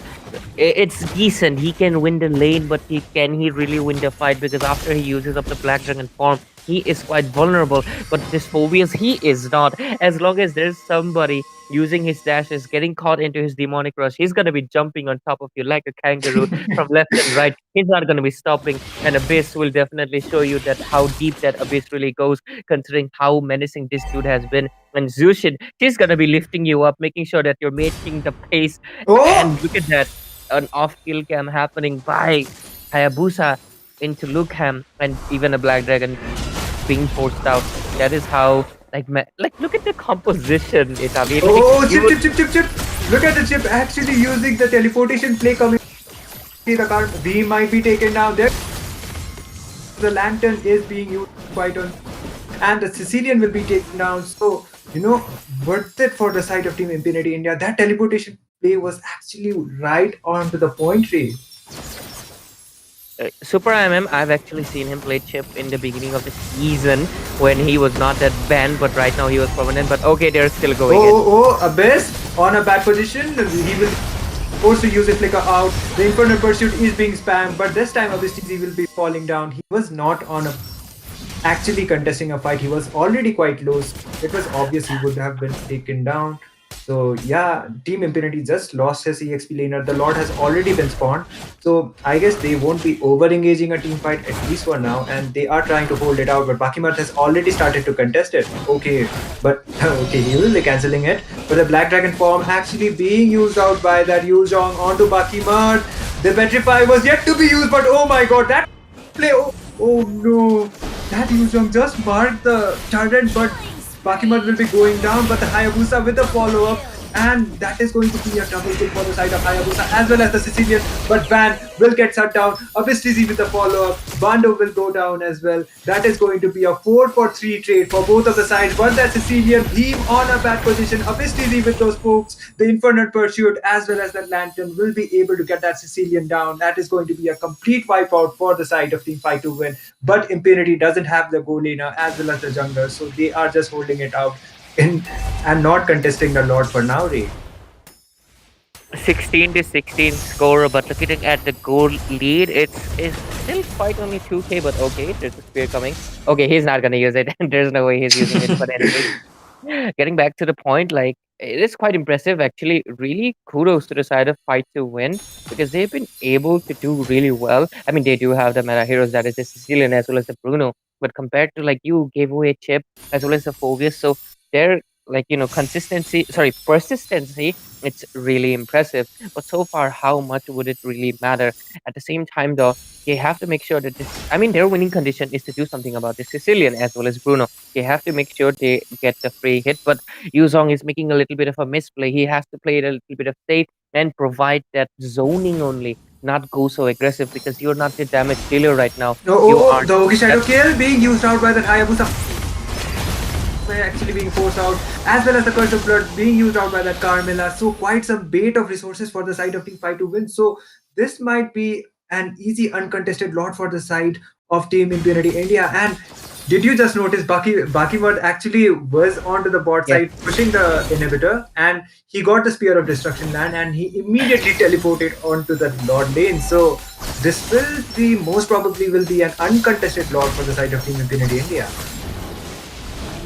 I mean, his name is Bakimut because he probably has a quota like nahi rahega koi turret baki. That's why he's, he's always pushing every possible lane. Like, look at him. He's not stopping. He's just gonna push. He doesn't care. He's just gonna take down every single turret. I'm not gonna be surprised if he's gonna be like 70 to 80% like turret push. I mean, that is what Moscow excels at. And honestly, this guy, just not Moscow, he does this with every marksman, and that is the main thing, guys. Turret gave you the victory, but at the same time, their team has performed quite well. Look at that 16 to 16 score, and right now the gold lead is shifting into almost 4,000 gold. And okay, into the bot lane, the Luminous Lord is also marching down. So it's height of team fight to win. They have to make sure they pull up a really, really great defense. And if you look at their items, they are quite full, but at the same time, so is Team Okay. Infinity India. They might be going in soon. So let's see who wins out this engage. Is this gonna be a end for team fight to win? Indeed, the lane sync is on up to the point. The Ogi Shadow Kill down at for now.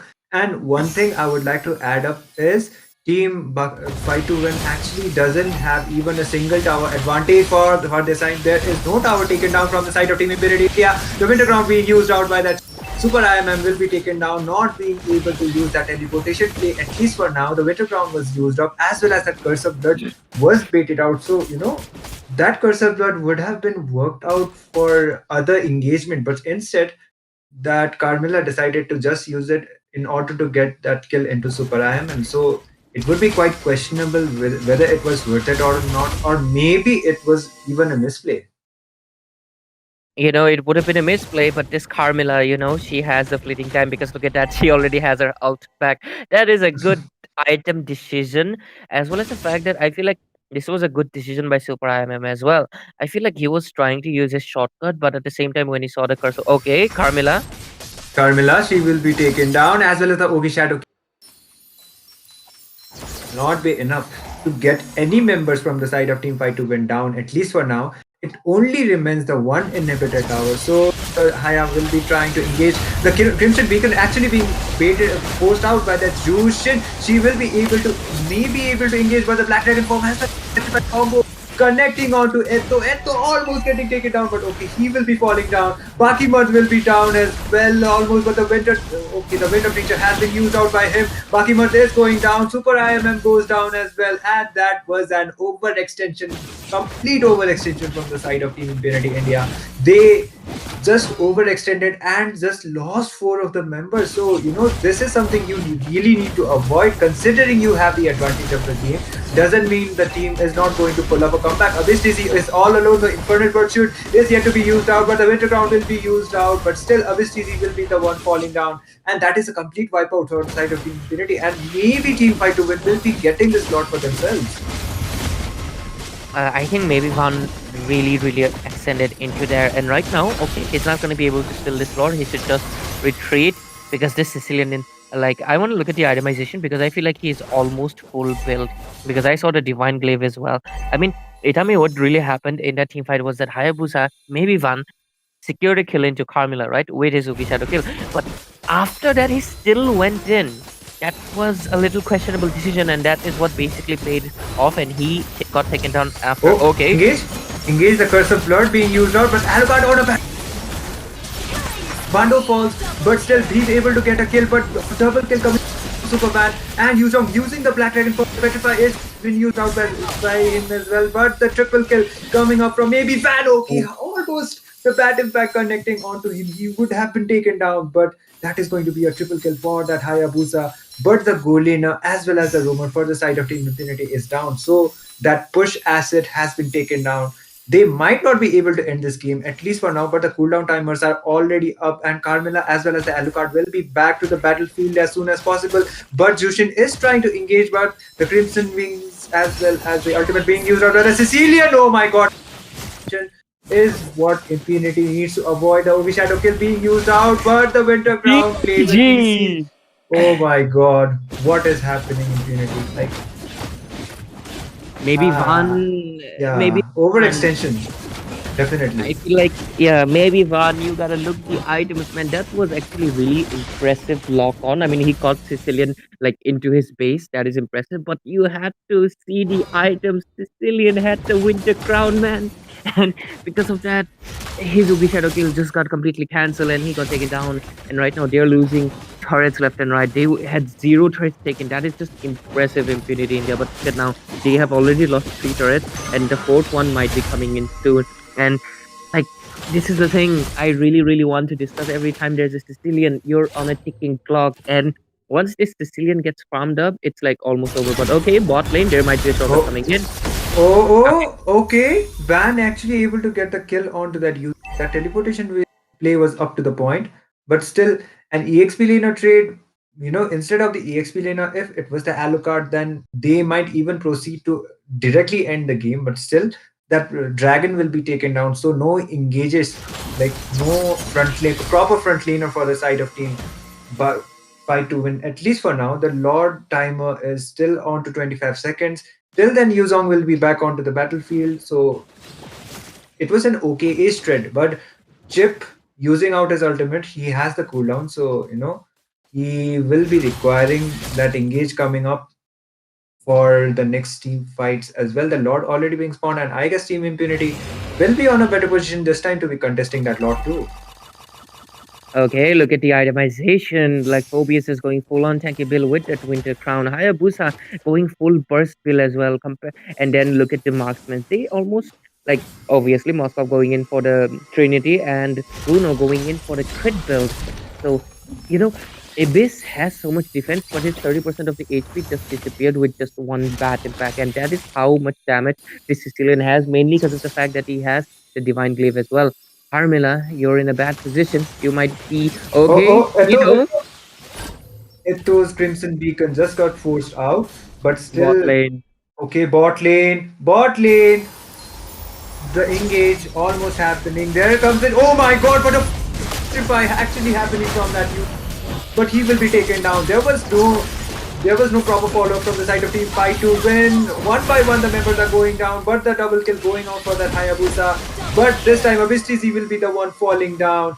And a 2-for-2 trade for both of the side of this team. So at this point the goal lead is not going to be mattering at all. But maybe Van was or like somehow was able to save his life from that engage. So that is quite commendable. But still, instead of making an engage like that, maybe they should have been went for the Lord. Possibly, perhaps they were trying to make a sneaky play with the shortcut, but that shortcut just went along the longer road instead. Right now, they are trying to prioritize the Lord, which should be uncontested. The Bruno and the Sicilian, they are trying to eye it out, but yeah, it's gonna Oh, be oh, okay. okay. The engage almost getting, but Eto will be taken down. Daily so much damage, and he is on a godlike.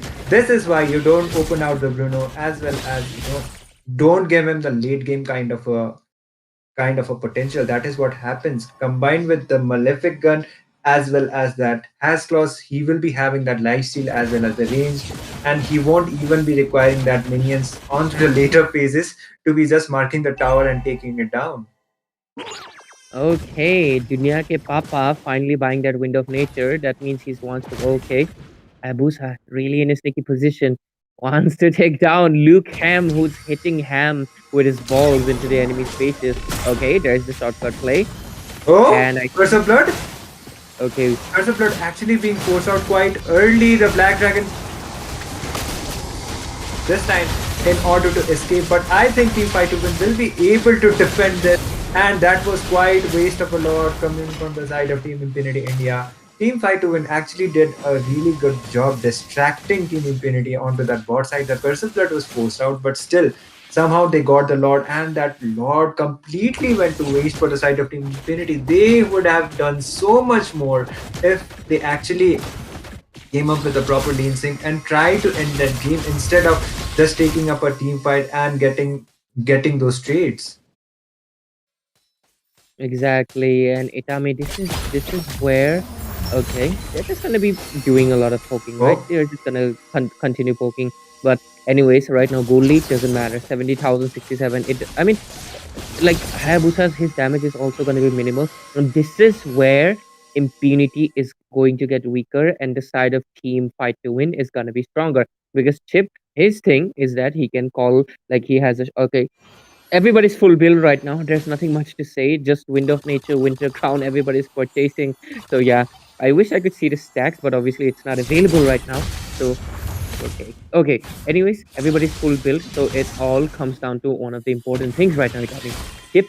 His teleportation shortcut only works when you like the enemy is separated. Right now, five people are together. It's no use if you call five people because it's just gonna be five versus five anyways, right? So his potential has been wasted. Hayabusa, he cannot really use his Ugi Shadow Kill into any single person right now because everybody has bought defenses and also everybody's together. So he's not able to deal damage either.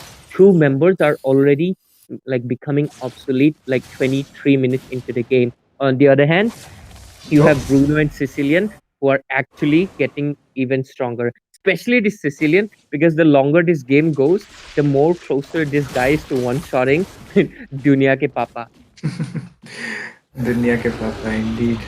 And I guess he got that reference from Augie and the cockroaches. But anyways, the Lord has already been spawned, and this is going to be that evolved Lord with so much of an HP. So whichever team is going to get it, they will have the higher advantage trying to get some vision as well as maybe a potential engage. But team fight to win are actually sticking up and not like separating from that map. Like you said, that Chip will be requiring one member only from the side of team fight to win in order to cast his ultimate.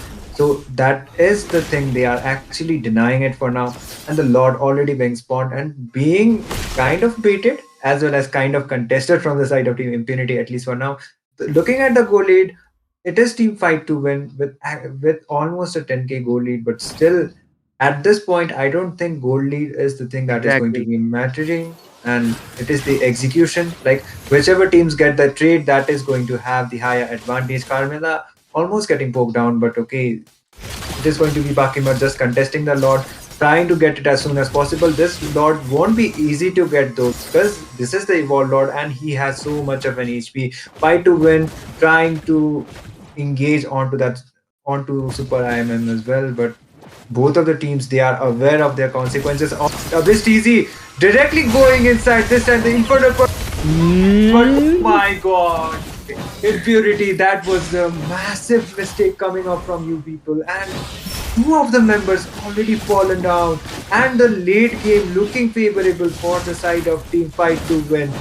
It is the two members and the Wind of Nature all Okay, well, but it's Baki Bird will be over. going down, and that is going to be a 3-for-0 trade for the side of Team Fight to win. The bat impact coming up from that Sicilian as well as the ultimate. Eto trying to get some folks, but he might be able to get that kill onto Jushin, but Sicilian will Okay. not fall down immediately, but this time he's falling down. But still, the advantage is with Team Fight to win, and Super IMM losing his immortality, and Bando able to get a kill onto Super IMM. It only remains Eto onto that base, so it is almost a next to impossible kind of a defense coming up from him, a desperate kind of defense coming up, and the overextension will be costing Team Impunity India the first game. They will be losing this game, and Team Fight to Win will be taking the lead. This is Victory! absolute insanity. This is crazy. I mean, this was, I mean, after the game passed 20 minutes into the, clock, it was quite obvious that the side of team fight to win, they were not, struggling anymore. This look at Sicilian. Like I want to look at the data, the statistics. I'm definitely sure that Luke Ham was definitely just like his name. He was hitting ham on everyone. I mean, did you see? Like maybe one went inside. He didn't even have a second to react. He got literally slapped in his face. His 99% HP was gone, and Halo got secured the kill. I mean, Alucard got the credit, but it was like Beam. He, I mean, that's the reason his name is Beam. He really hit him like Beam into his face. Maybe he had a Tuntun Moss's Laddu today. So they gotta watch out because this, like, they didn't need to make, like, look at this. Almost 26 minutes into the game, like 25-44, right? You don't really want that, but still, Infinity India, there was a they could have ended it further, but there was few misplays happening. On the other hand, the side of team, look at the statistics. You get Bruno 29% damage and Sicilian 26% damage. They were the key players. And look at Dunya ke Papa Bakimot 95% turret push. I told you this guy is the only one taking down the turrets. So huge credit to the marksman. But still, despite that, this was quite obvious the fact that they had the late game and this other team they did not. They lost out ultimately, and fight to win, they will be leading with 1 point right now. Exactly. And overextension definitely cost Impunity this game.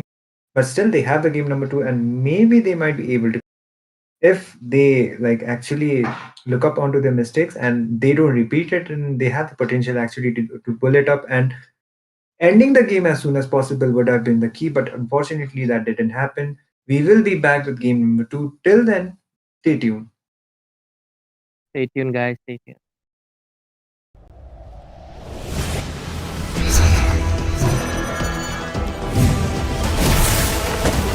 Our determination will never be extinguished!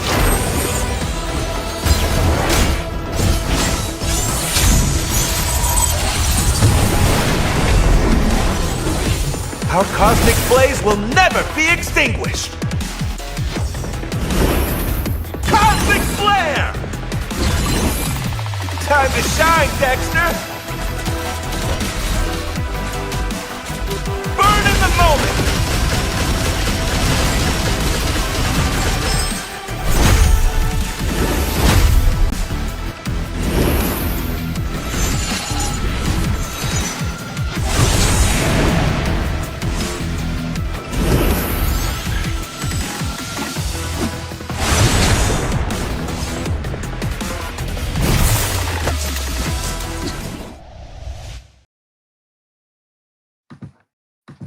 So without any more waiting, we are back on second game, like the game match number two between Team Impunity India. This time Impunity will be taking on the red side. Meanwhile, Team Fight to Win will be taking on the blue side. So previously we did see what happened. So if you guys just joined, then Team Sir, Fight to Win what's your are on a command? match Your point right team now, is and banning. Team Impunity will have to pull up a comeback in order to be staying onto the series as well as the tournament. So that overextension kind of a misplay coming up from the side of Team Impunity India is Who what said there are no happened, like shortcuts? what went wrong I for them, literally and they invented one. ended up losing the game. But still, there is a Fight. chance of a Fight comeback. for the The comeback ultimate might be Is answer. happening, banning. or maybe Team Fight to Win will be pulling up a complete sweep against the Team Impunity India. And I guess we are we are just proceeding on to the ban sections. The Fanny as well as the Hilda as well as the Chip getting banned out. So valid bans coming out from the side.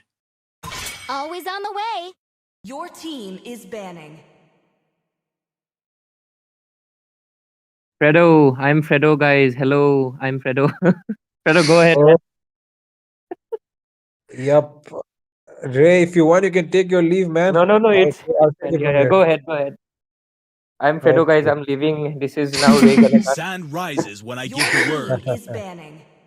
Okay, I guess Fredo is with me for this game to be casting the game between Team Infinity and Fight to Fredo. To give you a quick recap, Team Fight to Win are the ones with the lead, and they are on a match point right now. And meanwhile, Team Infinity India needs to pull up a comeback in order to be staying onto the series as well Your as the team tournament, is because this is banning. the lower bracket semifinals. So if you lose this time, then it's GG game over. And one thing Team Impunity needs to avoid onto this game is overextension, because they were winning the game, but Only love overextending the and game night Your definitely did team cost is out. can And banning. that last. Sicilian once again going for the side of Team Fight to Win.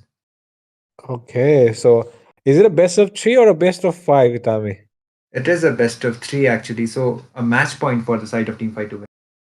Damn, so it definitely creates a lot of pressure right now, onto the side of Team Impunity, because right now, if they do not step up, then it's game over for them. It's go home time, and you don't really want to go home when you have reached semi-finals of the lower brackets. You still have a chance to go to the finals. And meanwhile, on the other side, look, picking up the Sicilian just creates so much advantage for the late game, for the mid game as well, because right now Sicilian is one of the strongest damage dealing mages of this meta. and Bhim will literally The try to Immortal One carry that chose me entire to team on his vanquish the back with the shadows Sicilian. that But plague on the this other world. side, we see the Hylos and maybe Van picking up one of his favorite heroes, the Soyo. So definitely a very good pick coming in from both sides. But what do you think about the goal lane, though? What do you think will be the goal lane in this match? Okay, they once again gave out Bando his Alucard. So on to the previous game. What happened was Bando did got his Alucard, and even though he was not the MVP of the game, but looking at the objective, he was able Your to quite team have some Exorcist of the advantage. But dragon once spirit again, here. the Yuzhong as well as the Alucard and the Sicilian, you know, this is almost the same kind of a lineup coming up from the side of Team Fight to Win once again, because these three are the same picks from the side of Team Fight to Win once again. Meanwhile, from the side of Team Impunity, it's quite different. Yeah, it was Abistizi onto that Phobius previously, and as Van with the fleeting as a Hayabusa, and Etho with snowflake the is Jushin. This Bang. time As he will be timeless going as a with that glacier's Aurora. heart. So different kind of a lineup from the side of Team Impunity. Meanwhile, same kind of a lineup from the side of Team Fight to Win.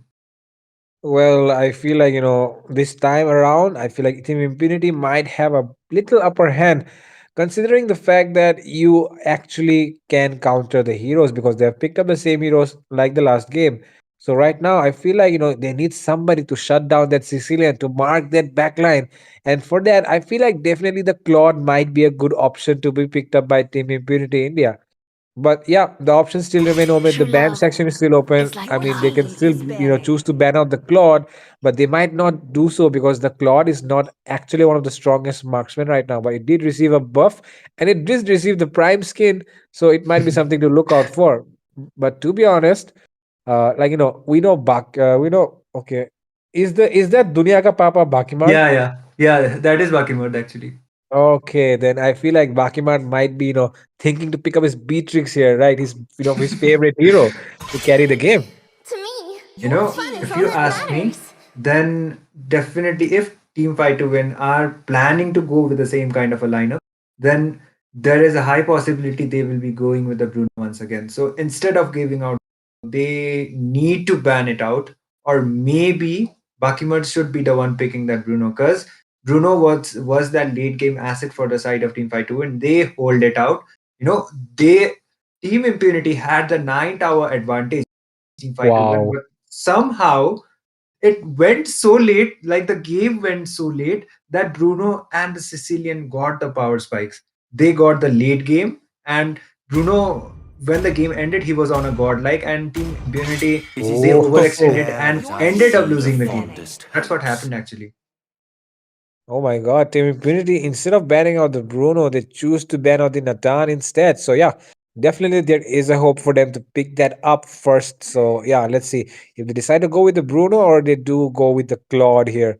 But like I mentioned again, when I mentioned previously, Tami, they need somebody to lock down the Sicilian because otherwise, like you mentioned in the last game, the Sicilian got his power spike. So you need Your Okay, somebody who can team is shut it picking. down. Okay. okay, finally, The- like they don't want to risk out the Bruno giving it to Baki because Bakimat actually has a wide hero pool onto that goal lane. I have seen him pick so many different kind of actually would have gone out with the Bruno, so they don't want to risk it. There is going to be a different kind of a lineup from the side of Team Fight to Win as well. So Super IMM or maybe Bakimut will be selecting the hero. So most probably, I think it will be the Roma. Previously, it was the chip getting left out, but still they were not somehow able to get that victory. But still, okay, this time it Oh. actually might be one of Super Bring IMM's out all the favorite picks. That injustice is in the going to be world. Chow onto the Damn. Rome position. It was so funny to see that, the moment this Chow got picked up, the Sicilian changed his battle spell to purify instantly. I mean, That just shows, yeah. that just shows that fear, the fear of this Jeet Kundo and that Way of Dragon coming in from this Chow. Super Aim is known for his setups, and when he chooses Our that Chow, the determination enemy will really never wants be to go with the extinguished. Purify. And oh my goodness, the marksman, the Claude being taken away from the hands of Team Impurity. So, Your team is like I said, banning. the Claude can actually, pick off this Sicilian very well. So it definitely might have worked out. But now, looking at the composition, take this Claude away from Impunity. So Impunity might be forced to pick up some other marksman, but let's see what it will be. I You mean, the know, Hadith can be good here, don't you think? Harith can actually be good, and it is Bakimar's one of favorite picks. But one thing, Fredo, Leslie is actually a really good pick against a Claude onto the goal lane. So when Claude uses his Blazing Duet in order to engage, Leslie Sniper with ready. her Give me a camouflage, target. okay. Leslie with a camouflage will be able to cancel that blazing duet. She won't be receiving any damage. That will be happening. And if it goes out to the late game, and Leslie combined with the Sky Piercer as well as the Berserker's Fury, she will be able to contribute onto the game. That is for sure. But his positioning as well as his survivability is going to be mattering the most. Well, definitely the like you said, the Leslie is actually good against the Claude, but definitely it will come down to the hands that if the tanks, if the roamers support the goal lane, and let's see which roamer will be actually coming out on top in supporting that goal lane. Meanwhile, Lucan picking up the Claude with that prime skin will be looking to dominate the entire battlefield with that new prime skin, and especially the skill effects are so flashy. The enemy might just scared. I mean, might just get scared because of that skill effects, which are just so good to look at. But meanwhile, looking at the Yeah. composition, both the lineups looking pretty strong, right, Itami? So which lineup would you think will be, coming out on top in this game? In terms of the setup as well as the team fight, I think Team Fight to win the advantage. When it comes to like diving 5 seconds directly in till order the to enemy engage a fight, reaches I the think team battlefield. Smash or them! to start a fight, I guess Team Impunity India has Troops more deployed! that kind of a potential. So they are just heading onto the land of dawn for now, focusing onto their like farms, getting the level 4 spike as soon as possible. And Team Impunity this time it is going to be a do or die game for them. Well, a lot on stake here for Team Impunity. They have to put up their best show because they are on the losing side. They lost the last match, and the enemy is on a match point. So just one more win, and they're over in this tournament. And as the winners of the last season, they don't really want to do that, right? So right now, looking at the goal lane, the Leslie's poking that Claude a lot, and like look at him, he has not even received one minion. Exactly, and Baki Mard onto the gold lane phase, he's actually a really good gold laner. That is one thing I would like to give it to him. But overextending the game will not be able to get you the victory. That is what Team Impunity has to keep it on mind. So the execution part, they are good. They are able to get those trades, but they are not able to end the game. But look at the Leslie Wow. dominating that crowd onto the Almost a one level difference in their goal lane right now, and that just shows how good Bakimart is in dominating that goal lane. And right now, look, I'm forced inside his tower, not able to take a single minion away from Bakimart. And right oh, now, there might be a fight. Petrify has been used out, and that in the first block. The Yuzhong will be the one falling off. Super IMM, Flicker being forced out. Bando on a bad position as well. Getting the 2 for 0 trade for the side of Team Impunity India. So far, so good for them. And even on the goal lane, they have the advantage as well. Yep, I mean, you get that fight, you get the turtle, you get the advantage on goal, and everything going good so far for Team Impunity. But I'm really not sure how they lost the last game because I was not watching.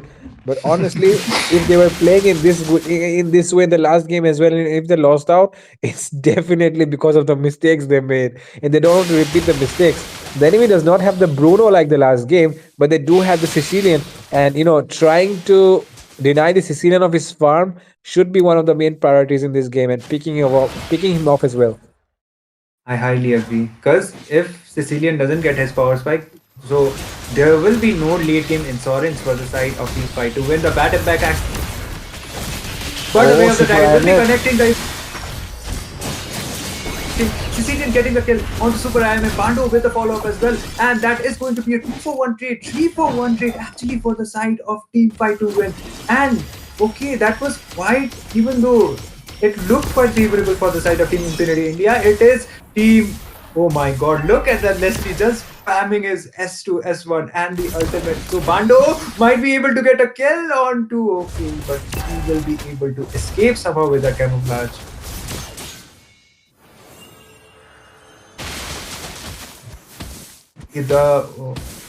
Alright. The Sicilian is trying to get as much as stacks as possible, and yeah, the turtle is about to be spawning onto the next few seconds. So I guess both of these teams will be trying to contest this turtle in order to more advantage onto the game, Fredo.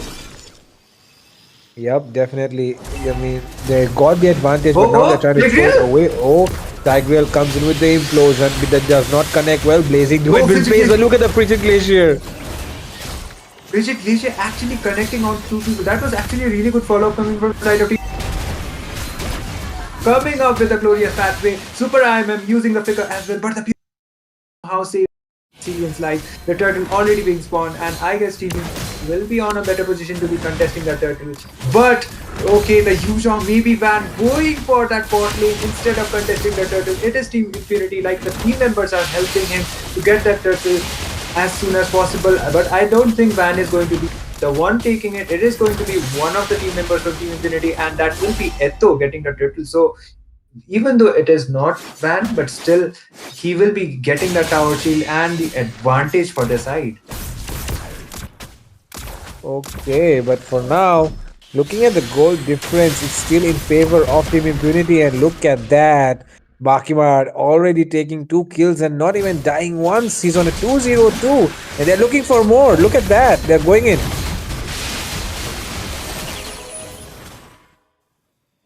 They go in for the Alucard. Bando gets taken down. Hey, killing spree being secured there by Dunia Ka Papa. And this just shows that this might actually be the godfather of the entire world. It's Bakimart against the world. And he's just showing us his skills in that goal lane. Picking up a Leslie, which is not the best pick in this meta right now. And he's still coming out on top. Meanwhile, on the other side, look at that. Yuzong gets caught out of position between 2 towers, trying to cut the lane, but instead gets cut down himself by the Aurora's Frigid Glacier.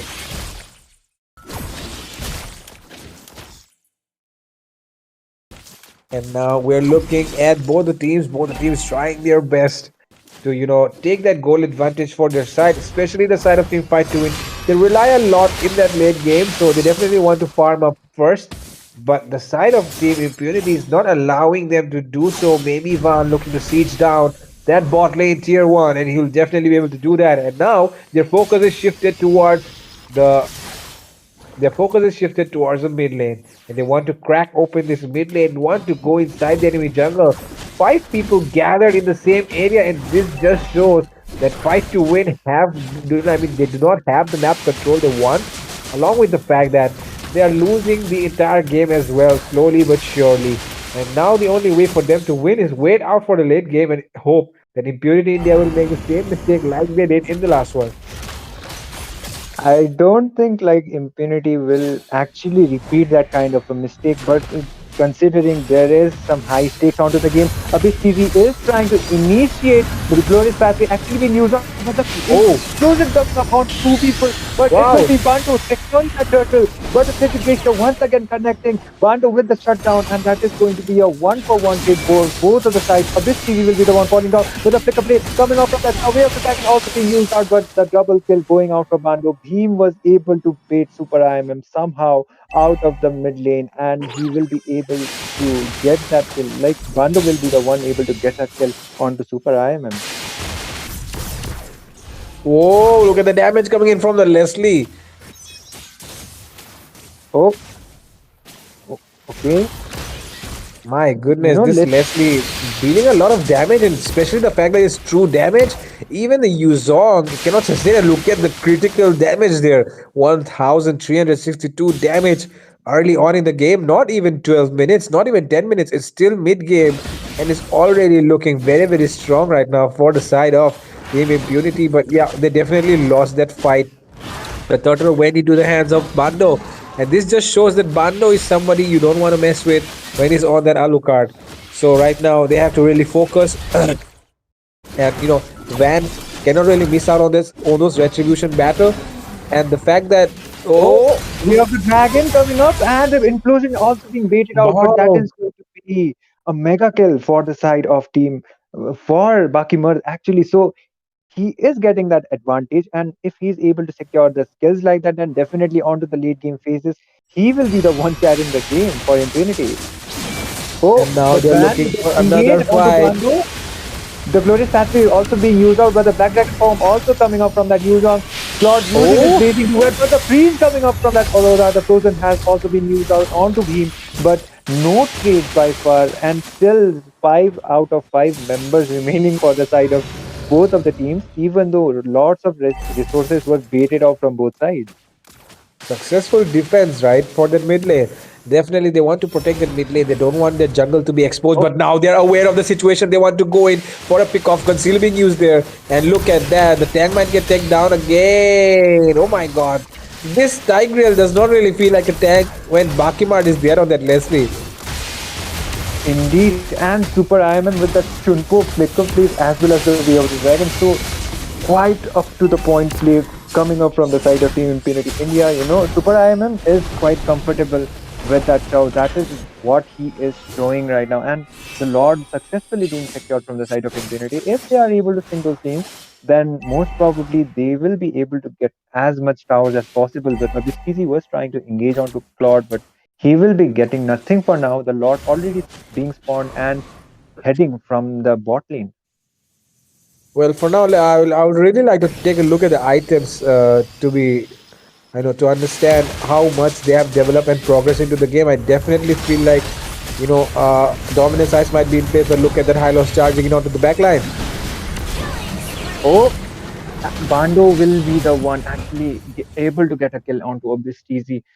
Abyss as well as IMM are the one who are the frontliners as well as making those plays for their team. But Abyss falling down like this would not be quite favorable for them because if it goes on like this without any trades, then it will reach up to the point. It will be the late game once again, and it will be again an advantage for the side of team fight to win because they have the Sicilian for that late game insurance. But look at that, they're dealing the damage, but the petrify play already being used out this time. Bakimat will be the one getting punished, and Alucard with the follow up. This is what Impunity needs to avoid the overextension when your teammates are not onto the position to take a fight. And Abyss TZ might get taken down as well. The glorious pathway being forced out in order to retreat the frigid glacier as well. But somehow Abyss was able to escape, and Fredo, that is one thing Impunity needs to. Oh, but the frozen right on time. Bando with that slash Oh, and a kill onto that Aurora. Eto will be the one falling down. And just like that, Team Fight to win are getting the advantage. The Black Dragon form being forced out by that Yuzong in order to escape the ultimate coming up from that Leslie. Almost getting oh, a kill, but somehow Claude was the one who tanked out that damage. And Yuzong will be living another day. Well, for now, looking at the gold and the items, on both sides, the Bando, he has that sea halberd on himself, so definitely he'll be dealing a lot more damage to that high loss to the Chow as well. But on the other side, I definitely feel like Bakimart should focus on to building that sea halberd so can he deal he can deal some extra damage to that Yuzong, especially because Yuzong is the only one trying to target and shut him down, as well as the fact that the Aurora does not really have enough farm as Oh, compared to the Sicilian is actually one of the okay. reasons why this Aurora is not able to do so much. The farm difference is almost 1k. So in that mid lane, I definitely feel like the Sicilian is winning out against that Aurora. Yep, and the Lord, I do agree with you on to that point. And Sicilian is kind of a late game asset for the side of Team Fight to win as well. And one thing I would like to highlight is Sicilian hasn't been taken down even once onto this game. So it is not a good news for the side of Team Infinity. Somehow they need to mark out that Sicilian, but his positioning is so good up to the point that he is not getting taken down. And unless he doesn't get taken down, it will be like the hopes will still be for the side of Team Fight to win because he is the late game asset as well as the one who will be dealing the most damage onto the late phases. Yep, for now, everyone is gathered here. They're just trying to Oh, see. Oh, look at the way of Dragon coming in at the right time. But now, Bando arrives on time, secures the kill on Superi. Black Dragon being used as well to zone them out. Oh my god, this engage from Superi might pay, the team might pay the price with the help of this god. But oh, look at the oh, damage coming in from Maybe Petrify. Vac. But the Petrify play coming up from that Yu Zhong will be able to get Aurora down. The blazing duet this time, that double kill going out to Bakimud. But Team Impunity will be falling down Oh, one by one. That is going to be a 4 for 1 trade, 4 for 2 trade for the side of Team Fight to win. And Van is the only one remaining for the side of Team Impunity India. And I guess okay, Van, yeah, he will be retreating. And the Lord going for the side of Team Fight to win. So that is what is it is happening, like what's going wrong for the side of Team Impunity. The Sicilian, he is kind of a nightmare. The Bhim got the Sicilian once again, and he has not been taken down even once. So the key point of victory for the side of Team Impunity will definitely be taking that Sicilian down somehow. and I mean, you really cannot rely on Van too much right now because Van does not have enough sustain to dive in and dive out of those team fights. You really have to rely a lot more on the Hylos to make the initiations and bait out that Purify so that the choke can kick that Sicilian. So right now it will be the priority of the Hylos to bait out that. Oh, Abyss, the Petrify being forced out by that Yuzhong. Abyss will be the one falling down. That is going to be actually a double kill for that Yuzhong. A 2 for 0 trip on the side of Team Fight to win. And they are actually fighting it to win this time. Bakimud will be the one Oh going my down with those god. claws. And Team Impunity are falling down one by one. A godlike for Bando, and Bando will be the one taking one taken down with that turret. The double kill for Van, but Van won't be able to retreat. There are the minions, and Team Impunity have been wiped out. But still, they will be able to defend it somehow, considering Abyss TZ and Super IMM will be spawning onto the next second. But complete wipeout for the side of Team Impunity. And the goal lead also favorable for the side of Team Fight to win, as well as the tower advantage. Well, things not looking right good right now for Team Imperiity. They lost the fight, they lost the Lord, and right now the only good news for them is that the fact that the inhibitors are still standing. But other than that, it's really not good anywhere for them. They're losing map control. They lost more towers than they gained. And now the Sicilian is going to skyrocket in terms of damage, along with the fact that this Claude has come online and his blazing duet is dealing a lot more damage than it used to, and he's getting all that farm all for himself. And now their priority has to change. Like, you cannot just take down the Sicilian. Right now, you have to focus on the Claude as well because the Claude is actually dealing a lot more damage. And to be honest, the fact that they have Alucard, so the Alucard comes in the end, he tries to pick up those skills. And considering the mobility that Alucard has, he can actually pick up all those skills easily. So right now, they have a lot of targets to focus on, but they do not have enough resources or enough utility on their side to actually do so. So it's really crucial for them to take down targets one by one and try to focus on the objectives more. But for now, let's see how they played out. So the bat impact as well as the implosion being used out onto Abyss TZ, and Lucam will be the one getting the kill onto Team Impunity India. But Yuzhong coming up with the petrify play onto Aurora, the Precipitator actually being used out, and Eto will somehow will be able to escape. That is going to be a 1 for 0 trip as well as the Lord, but blazing to it. This time Lucas will be the one falling down. Bakimals will be able to get the kill, the double kill going out for the side of Team Impunity. Van Retribution has, the immortality has been used out. Van will be going out, but somehow Bakimals with his real good positioning was able to sustain onto that team fight. But it's only the mage as well as the marksman remaining for the side of Team Infinity India to defend that base. And Tigreal maybe has his resources. The explosion coming up from that Tigreal. Leslie will be the one falling down. The physical actually being used out by the Aurora. The passive also being popped out. Bando is quite low. Abyss TV trying to tank out those damage, but the damage of that Sicilian will be way too much. And Team Oh Infinity my might be god. the one losing this game, and the Lord will directly base fight to win will be knocking Team Infinity India out, and the defending champions have been Victory! taken down. Oh my God, what an exit coming in. I mean, what an exit. What a farewell, I would say, for Team Impunity, the last season champions. Team Fight to Win, just showing that they are actually a very, very good team and very, very good in terms of gameplay as well, because they totally dominated. I mean, they have the composition of late game, so they waited out for the right time. They waited for the Sicilian to come online. They waited for the Claw to get his items, and then they go in for the fights. Bando always there to secure those kills if needed. And with that, the Sicilian on zero deaths. Oh my god.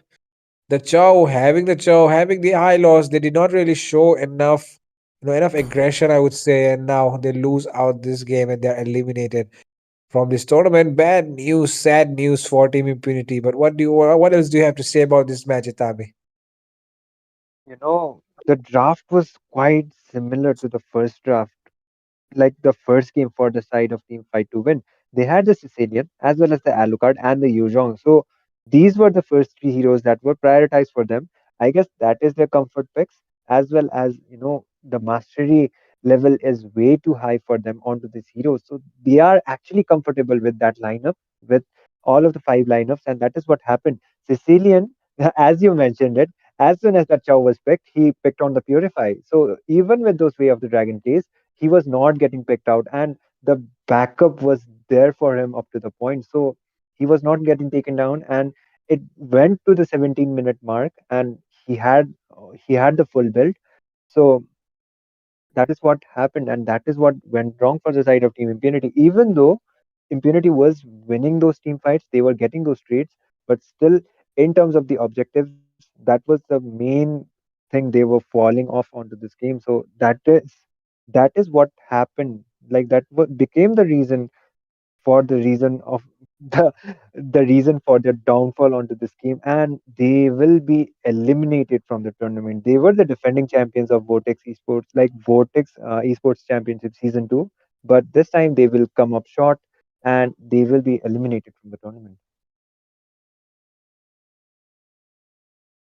So yeah, I guess for today's matches, that is going to be it.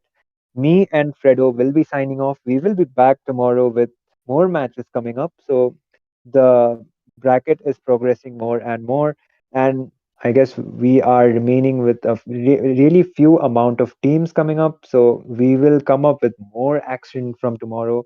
Till then, we are signing off. Stay tuned and good night, everybody.